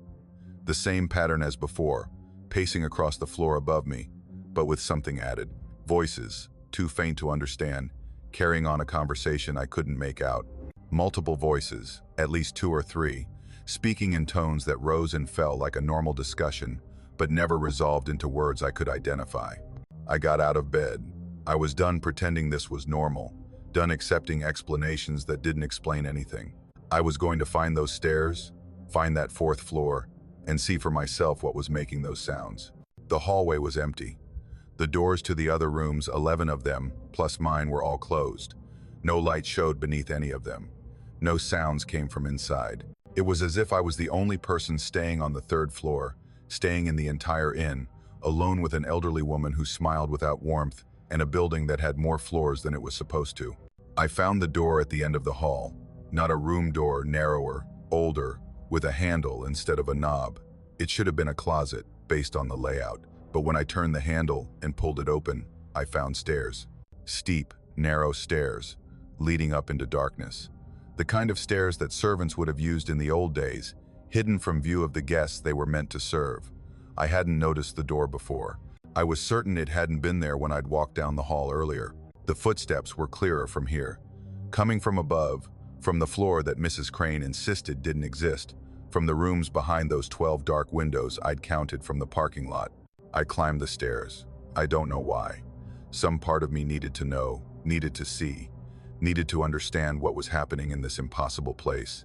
The stairs creaked beneath my weight, announcing my presence to whoever was walking above, but I kept going until I reached a landing in a hallway that mirrored the one below. 12 doors, 12 rooms. But these doors were different, older, their paint faded, their brass hardware tarnished black with age, and beneath each door, a strip of light. Not electric light, warmer than that. Candlelight, maybe, or gaslight, the kind of illumination that had lit this building when it was new. I walked to the nearest door and listened. The footsteps had stopped. The voices had stopped. Everything was silent except for my own breathing and the pounding of my heart. I turned the knob and pushed the door open. The room beyond was occupied. I saw a bed and washstand, heavy curtains the same layout as my room, the same furniture in the same positions. And sitting on the edge of the bed, looking directly at me, was a woman in a dress that hadn't been worn in 100 years. She wasn't transparent, she wasn't glowing. She looked as solid and real as anyone I'd ever seen. But her eyes held something that wasn't quite life, something that was waiting rather than living. "You're not supposed to be here," she said.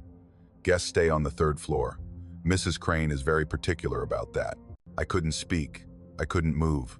I just stood there, staring at a woman who couldn't exist, in a room on a floor that supposedly wasn't there. "You should go back to your room," she said. "Check out in the morning. Don't look at the registry on your way out. Don't ask Mrs. Crane any questions. Just leave, and don't come back." "Who are you?" She smiled, and it was a sad smile, a tired smile, the smile of someone who had given up on answers a long time ago. "I was a guest here once, October 1923.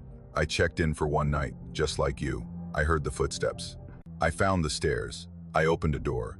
She gestured at the room around her. "And I never left. None of us ever leave." I ran. Down the stairs, through the door I was now certain hadn't been there before, down the hallway to my room.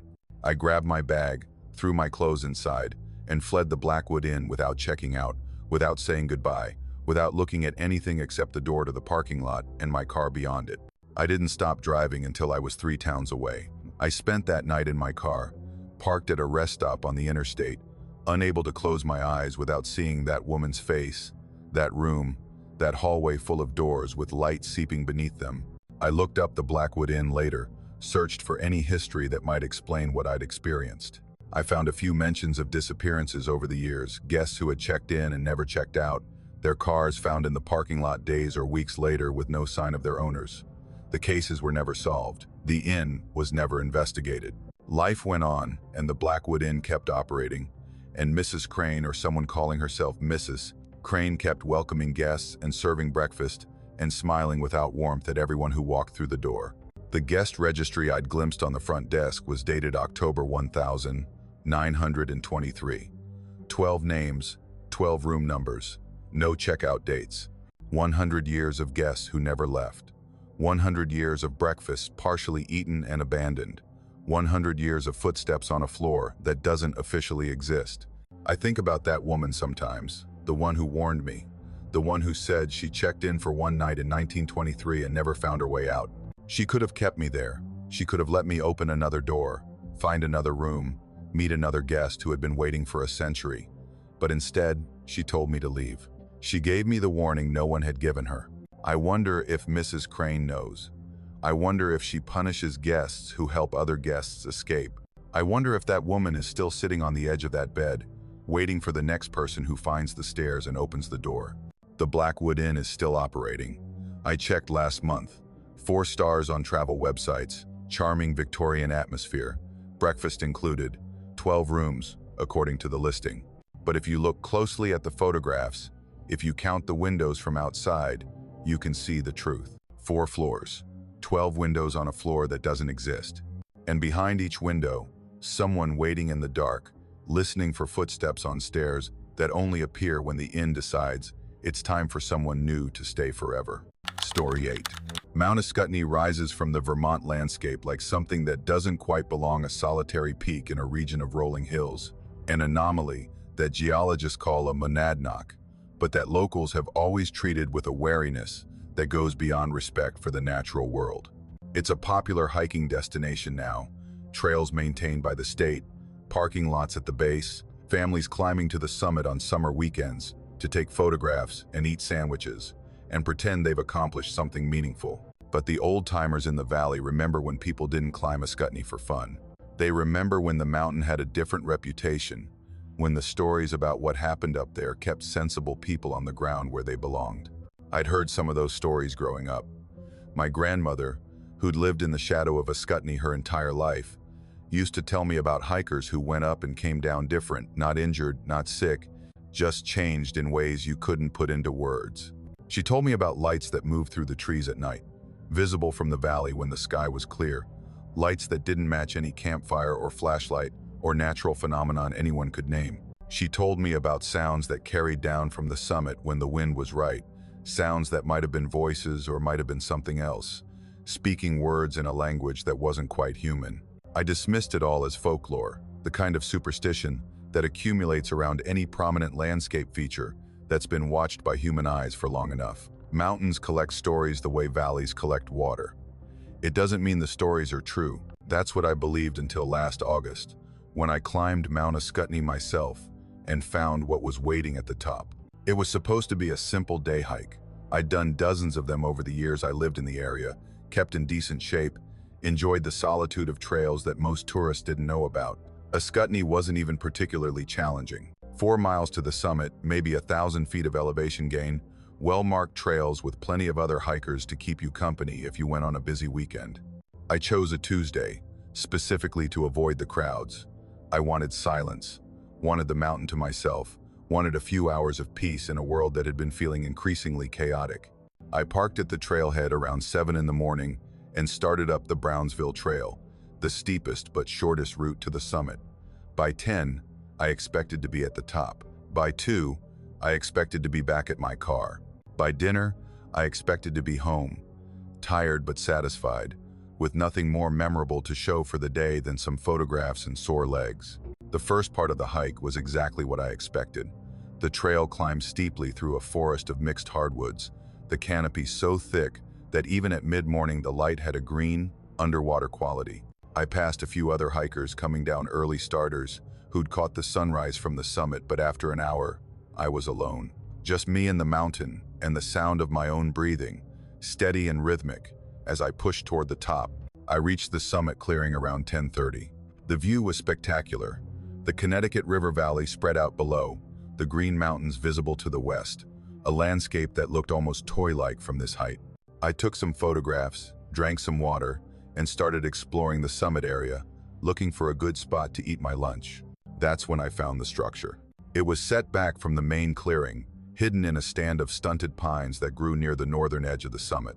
Not a building exactly, more like a shelter, constructed from branches and stones arranged in patterns that suggested intention rather than accident. The branches had been woven together in a lattice that was too regular to be natural, and the stones at the base were fitted with a precision that spoke of either skill or obsession. The whole thing was maybe 6 feet tall, open on one side, with a fire pit in front that looked like it had been used many times over many years. Someone had been living up here, not camping living. The shelter was too permanent, too deliberate, for someone just passing through. The fire pit had layers of ash so deep that decades of burning must have accumulated there. And carved into the rocks around the clearing were symbols I didn't recognize, spirals and lines and shapes that might have been letters in an alphabet I'd never seen, covering every flat surface like a message written for someone who knew how to read it. I should have left then. Something about the place felt wrong in a way I couldn't articulate, a sense of intrusion that went beyond stumbling onto someone's campsite. But I was curious, the way you get curious when you find something that doesn't fit, something that demands explanation. I took photographs of the shelter, of the fire pit, of the symbols carved into the rocks. I walked around the clearing, looking for more evidence of whoever had built this place and why. The journal was hidden beneath a flat stone near the back of the shelter. I almost didn't see it. The stone looked like all the others, unremarkable, just part of the landscape. But something caught my eye, a corner of something that wasn't rock. And when I lifted the stone, I found an oilcloth package about the size of a paperback book. Inside was a journal, a small leather-bound notebook, its pages yellowed with age, its cover worn soft by years of handling. The first page had a name written in careful script, David Marsh, and a date, June 1972. I sat down on a rock and started reading. The early entries were exactly what you'd expect from a hiker's journal. Weather observations, notes about the trail conditions, descriptions of wildlife, a hawk circling overhead, a fox seen at dawn, the usual catalog of nature sightings that people record when they're trying to connect with the wilderness. David Marsh had come up a Scutney for a week of solo camping, according to his first entry. He wanted to clear his head, wanted to get away from a world that was overwhelming him, wanted to find some kind of peace in the silence of the mountains. By the third day, the entries changed. Someone came to the campsite last night, he wrote on June 17th. I woke around 3 a.m. to voices outside my tent, not words I could understand, more like a rhythm, a pattern, a conversation happening in a language that wasn't quite language. I didn't open the tent. I just lay there and listened until they stopped. In the morning, there were no footprints, no sign anyone had been here, but I know what I heard. June 18th. They came back tonight, closer this time. I could see shapes through the tent fabric, figures moving around the fire pit, though I hadn't built a fire. They were talking to each other, or to me, or to something I couldn't see. I still couldn't understand the words, but I felt like I should understand, like the meaning was just on the other side of something I could almost reach. June 19th. I opened the tent tonight. I had to see them. I had to know what was happening. But when I looked out, the clearing was empty. Just the fire pit, cold and dark, and the trees, and the stars overhead. I stood there for an hour, waiting for them to come back. They didn't, but I could feel them watching me from the darkness. I could feel them deciding whether I was ready. June 20th. They spoke to me tonight.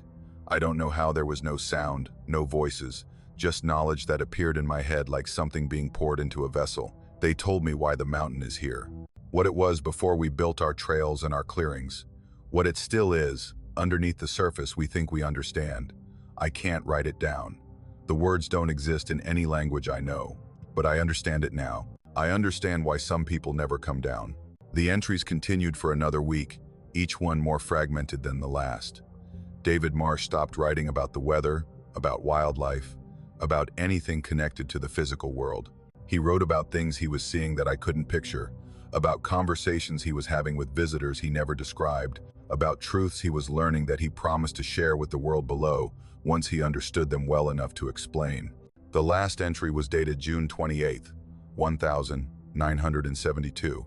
They've shown me what's really up here, what's always been here. I understand now why some people never come down. It's not that they can't. It's that coming down would mean forgetting, would mean losing what they've learned, would mean going back to a world that doesn't know what I know, that can't see what I see, that would call me crazy if I tried to explain. I don't think I will either. Come down, I mean. I think I'll stay.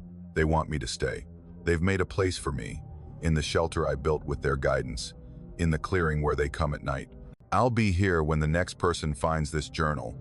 I'll be watching from whatever place they've taken me to, waiting to see if you're ready to learn what I learned. If you are, stay until nightfall. They'll come. They always come. If you're not, leave now. Don't look back. Don't come up the mountain again, and try to forget that you ever found this place. Some things are better left unknown. I know that now. But it's too late for me. It might not be too late for you. I dropped the journal like it was burning. My hands were shaking. My heart was pounding so hard I could feel it in my temples. I looked around the clearing at the shelter, at the fire pit, at the symbols carved into every rock, and for the first time, I felt like I was being watched. Nothing moved. The clearing was silent except for the wind and the distant call of a bird, but the sense of presence was overwhelming. The certainty that I wasn't alone, that something was observing me from somewhere I couldn't see. I left the journal where I'd found it. I didn't take photographs. I deleted the ones I'd already taken. Some superstitious part of me convinced that the images themselves were dangerous, that they could follow me home if I carried them off the mountain. I grabbed my pack and started down the trail at a pace just short of running, my legs burning, my lungs screaming, every instinct I had demanding that I get off this mountain as fast as humanly possible. I made it back to my car in under 2 hours, a hike that should have taken 3. I drove home without stopping, without looking at a Scutney in my rearview mirror, without acknowledging the mountain's presence on the horizon. I went inside, locked my doors, and tried to convince myself that what I'd read was fiction, that David Marsh had been crazy, that the journal was an elaborate prank left behind by someone with a sick sense of humor. But I couldn't forget what I'd felt in that clearing, the certainty of being watched, the sense that something was waiting to see what I would do, whether I would stay or go, whether I was ready or not. I looked up David Marsh that night. It took hours of searching through digitized newspaper archives and missing persons databases, but I found him eventually. A 32-year-old school teacher from Brattleboro who had gone hiking on Mount Ascutney in June of 1972 and never returned. His car was found at the trailhead a week after he was reported missing. Search parties combed the mountain for days but found no trace of him, no body, no equipment, no evidence that he'd ever made it to the summit. The case was never solved. David Marsh was declared legally dead in 1979. His family held a memorial service with an empty casket. Life went on, and the mountain kept its secrets, and no one ever found the clearing or the shelter or the journal that explained what had really happened to a man who went up and never came down. I haven't climbed a Scutney since that day. I don't hike anymore at all. Something about being alone in the woods triggers a panic I can't control, a certainty that I'm being watched by something that decided I wasn't ready but might change its mind.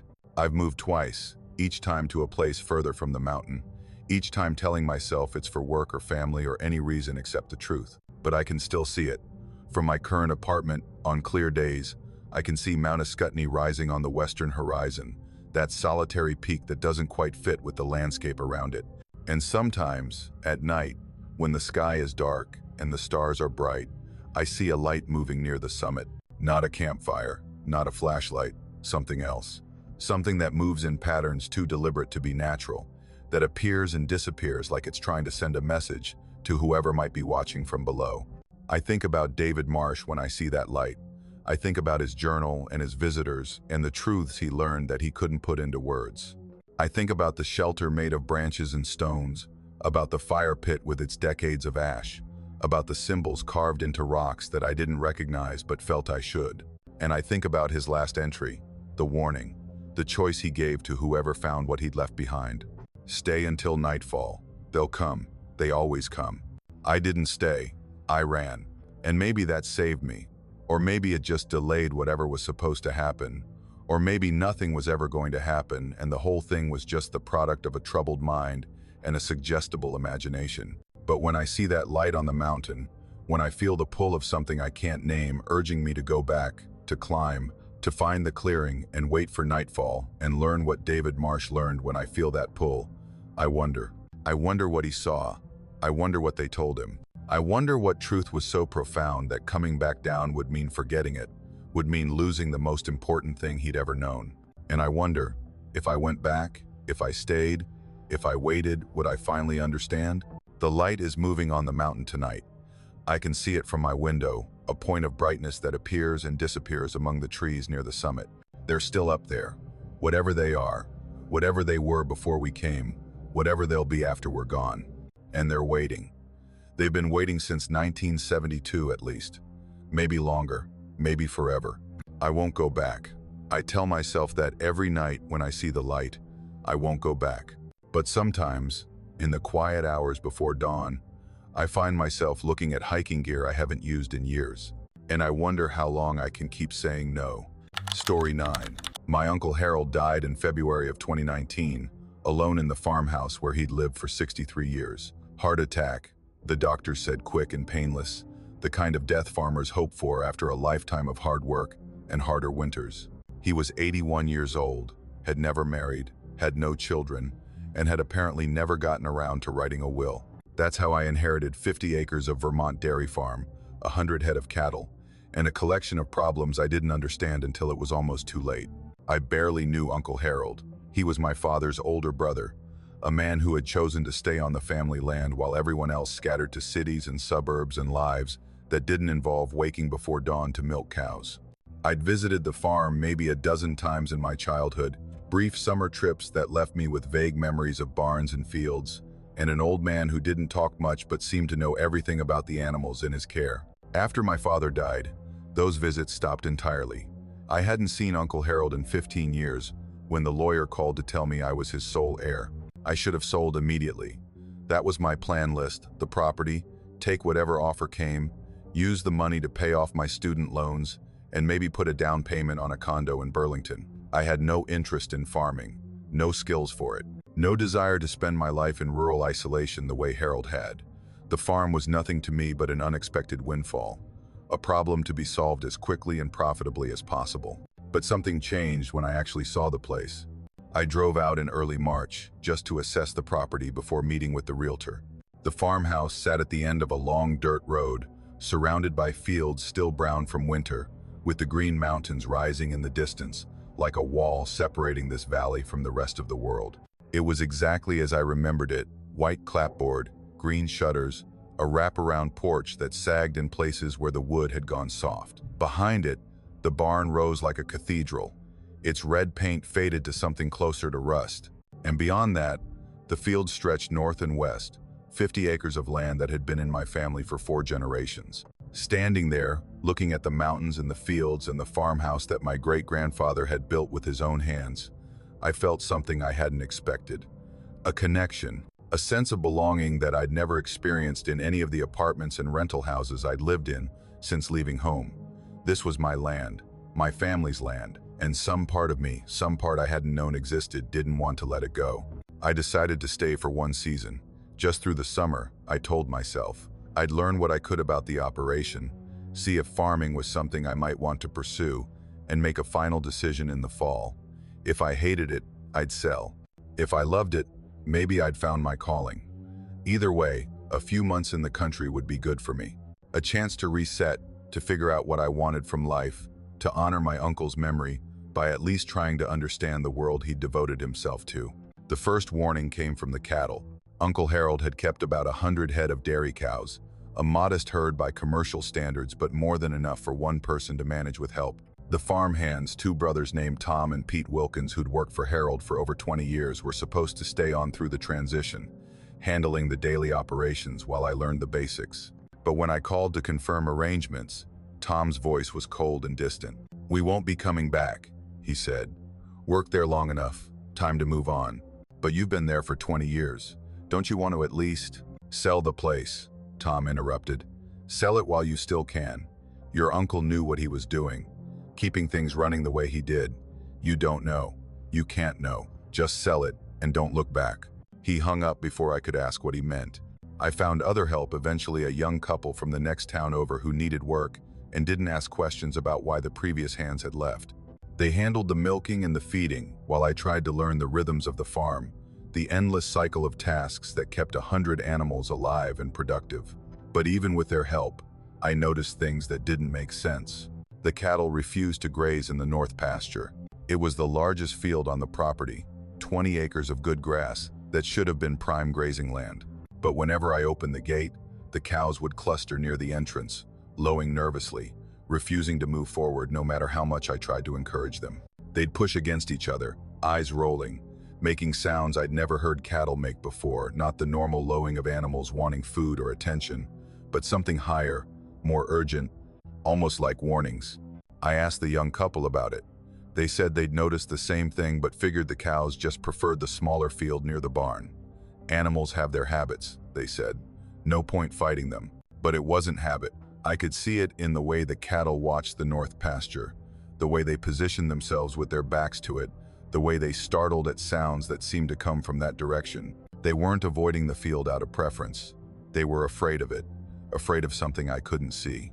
The well was in the north pasture. I'd noticed it on my first walk around the property, an old stone well about 50 yards from the fence line, its wooden cover weathered gray by decades of exposure. It was clearly ancient, probably dating back to when my great-grandfather first settled the land, a relic from an era before modern plumbing made such things unnecessary. I assumed it had been dry for years, just a historical curiosity, another piece of the farm's past that no one had bothered to remove. Then I found my uncle's note. It was in his desk, tucked into a folder labeled "Important" in Harold's careful handwriting. A single sheet of paper with instructions that read more like warnings. The well in the north pasture is to remain covered at all times. Do not open it. Do not look into it. Do not acknowledge it.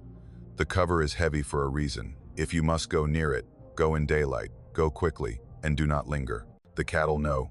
Listen to them. They understand things we don't. No explanation, no context. Just a set of rules that made no sense from a man who had never seemed superstitious or irrational in any way. I should have listened. I should have respected my uncle's wishes, trusted that he knew something I didn't, accepted that some things are better left unexplored.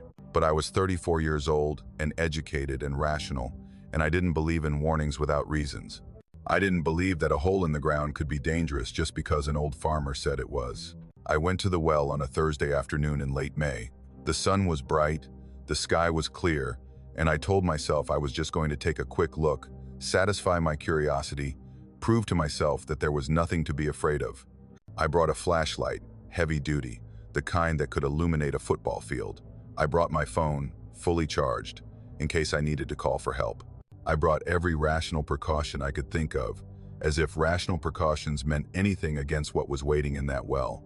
The cover was heavier than I expected, thick planks of oak, bound with iron bands that had rusted but not broken.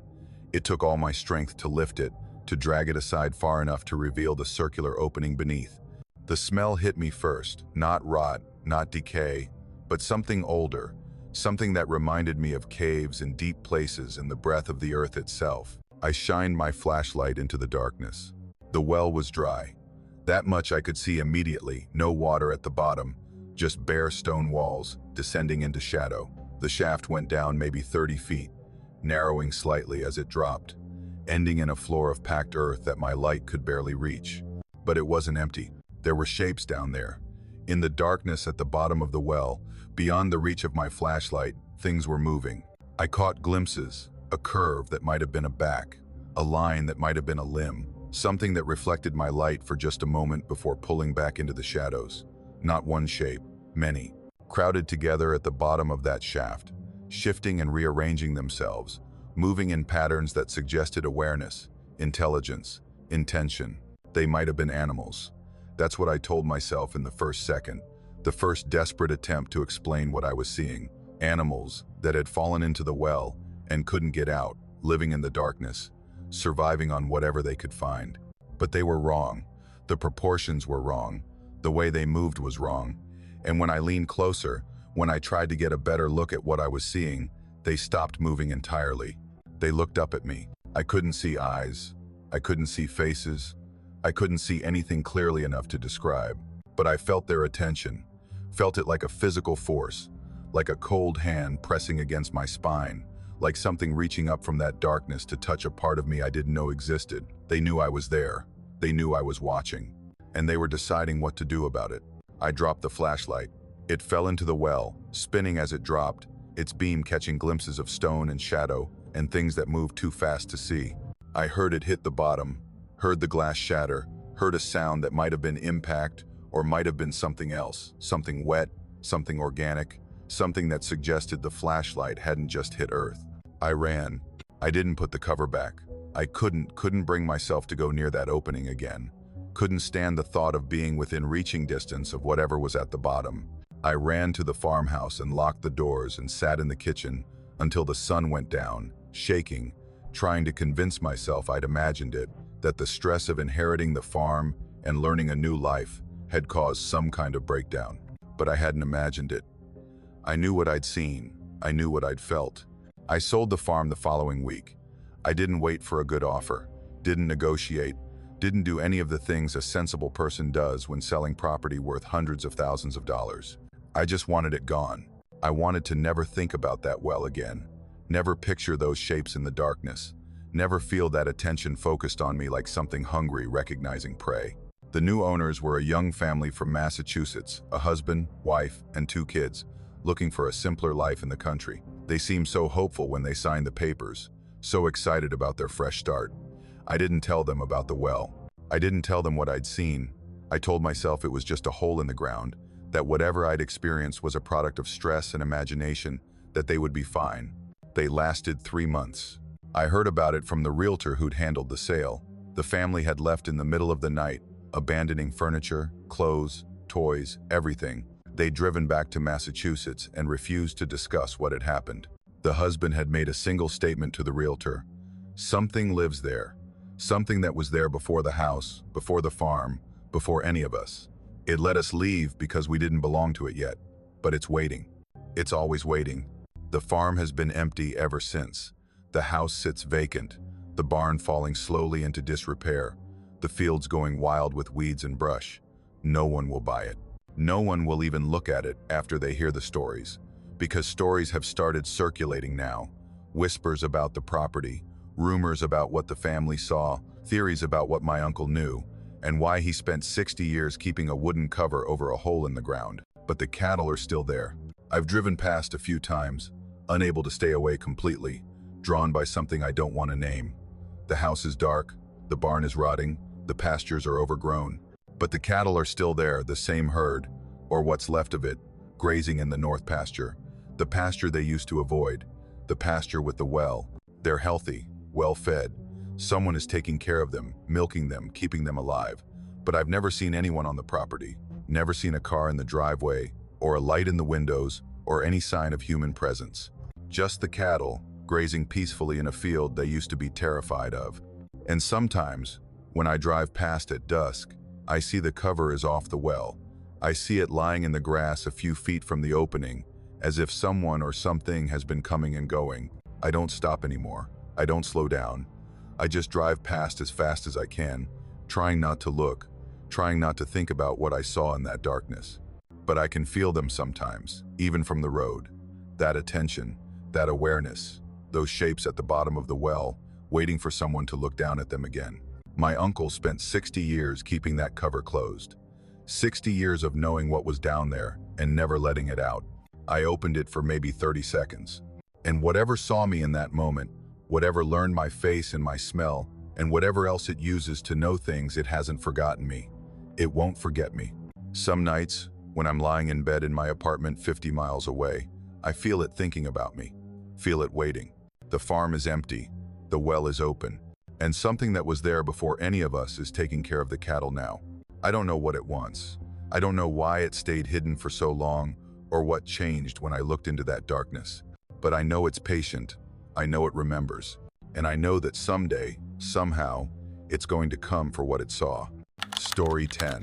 The ice storm of January 2023 was the worst Vermont had seen in 40 years. It started on a Tuesday, freezing rain falling for 18 hours straight, coating every surface in a layer of ice so thick that tree branches snapped like gunshots throughout the night.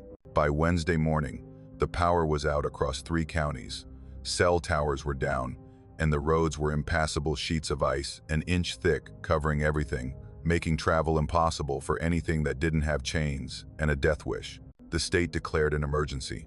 The National Guard was mobilized, and I was alone in my farmhouse outside Grafton, with nothing but candles and firewood, and the silence of a world that had been frozen solid.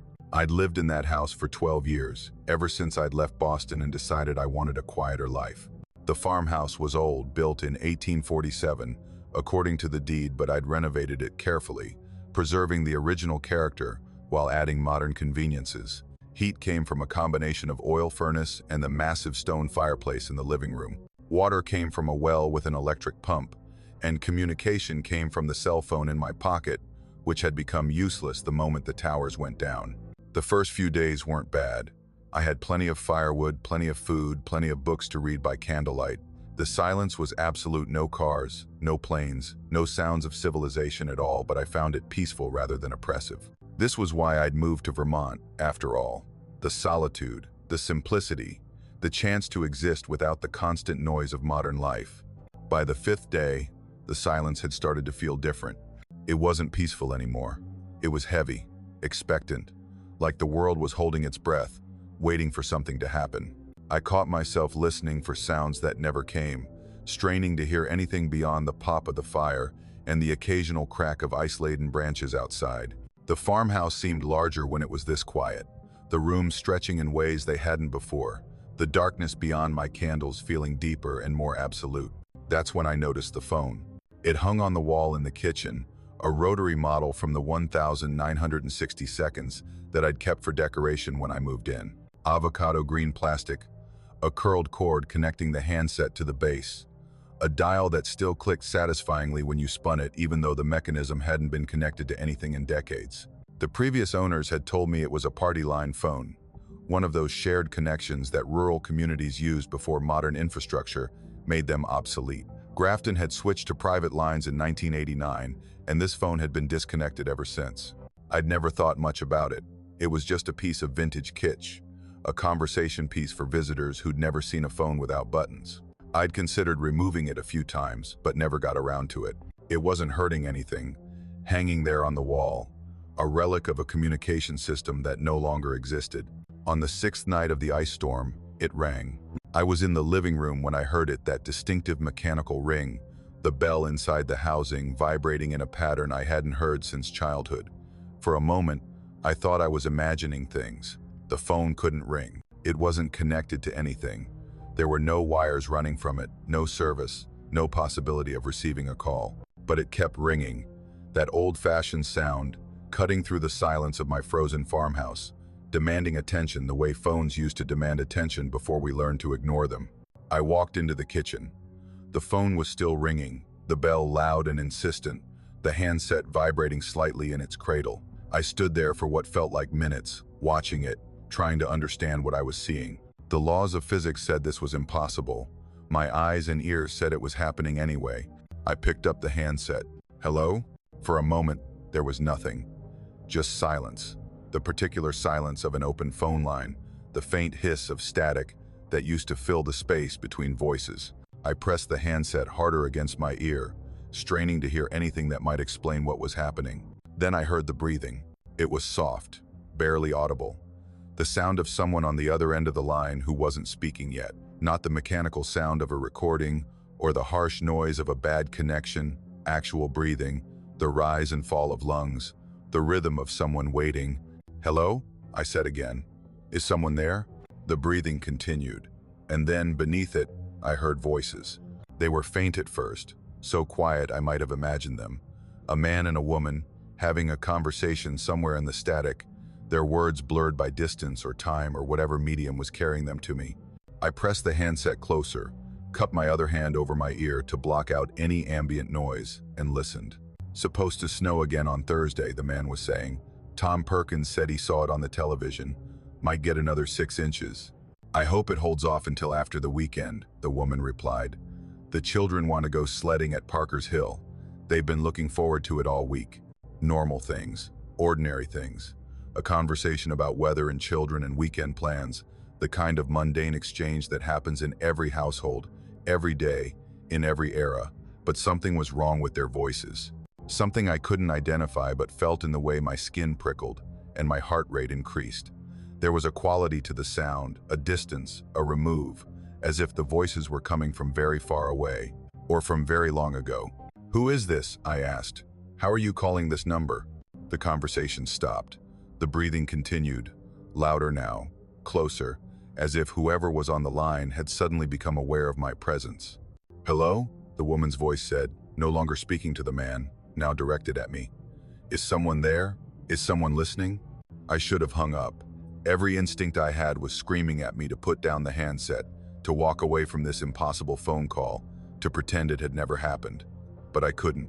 The voice held me, demanded my attention, made hanging up feel like the most impossible thing in the world. "I'm here," I heard myself say. "I'm listening."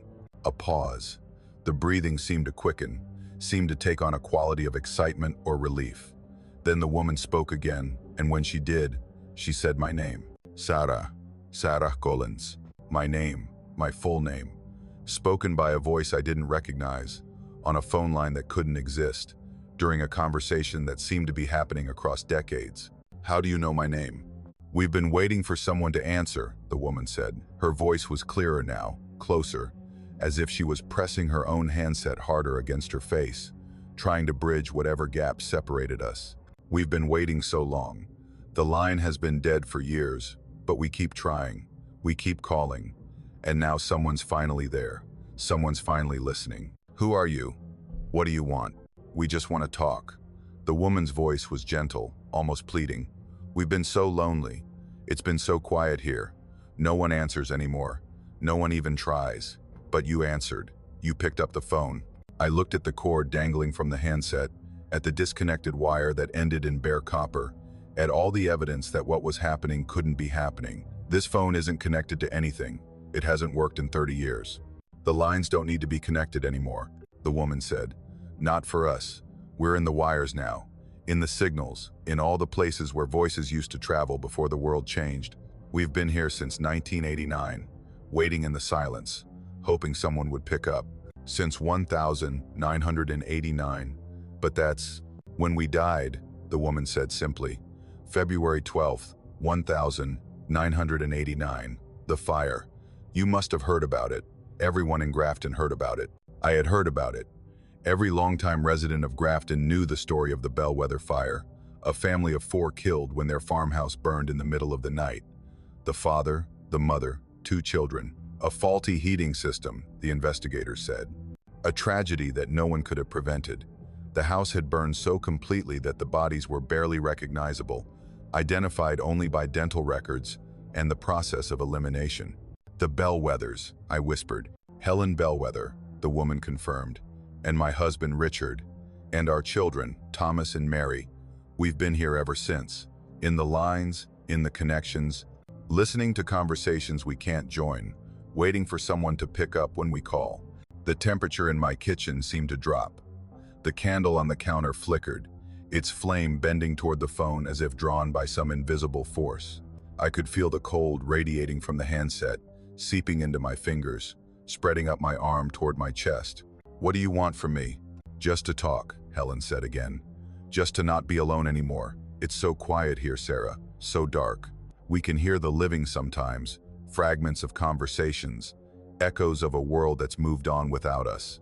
But no one hears us. No one knows we're still here." "I hear you," I said, and I didn't know why I said it. Didn't know why I was standing in my frozen kitchen, having a conversation with a woman who had been dead for 34 years. "I can hear you." Yes. There was something in Helen's voice now, something that might have been gratitude or might have been hunger. "Yes, you can. And now that you can hear us, we don't have to be alone anymore.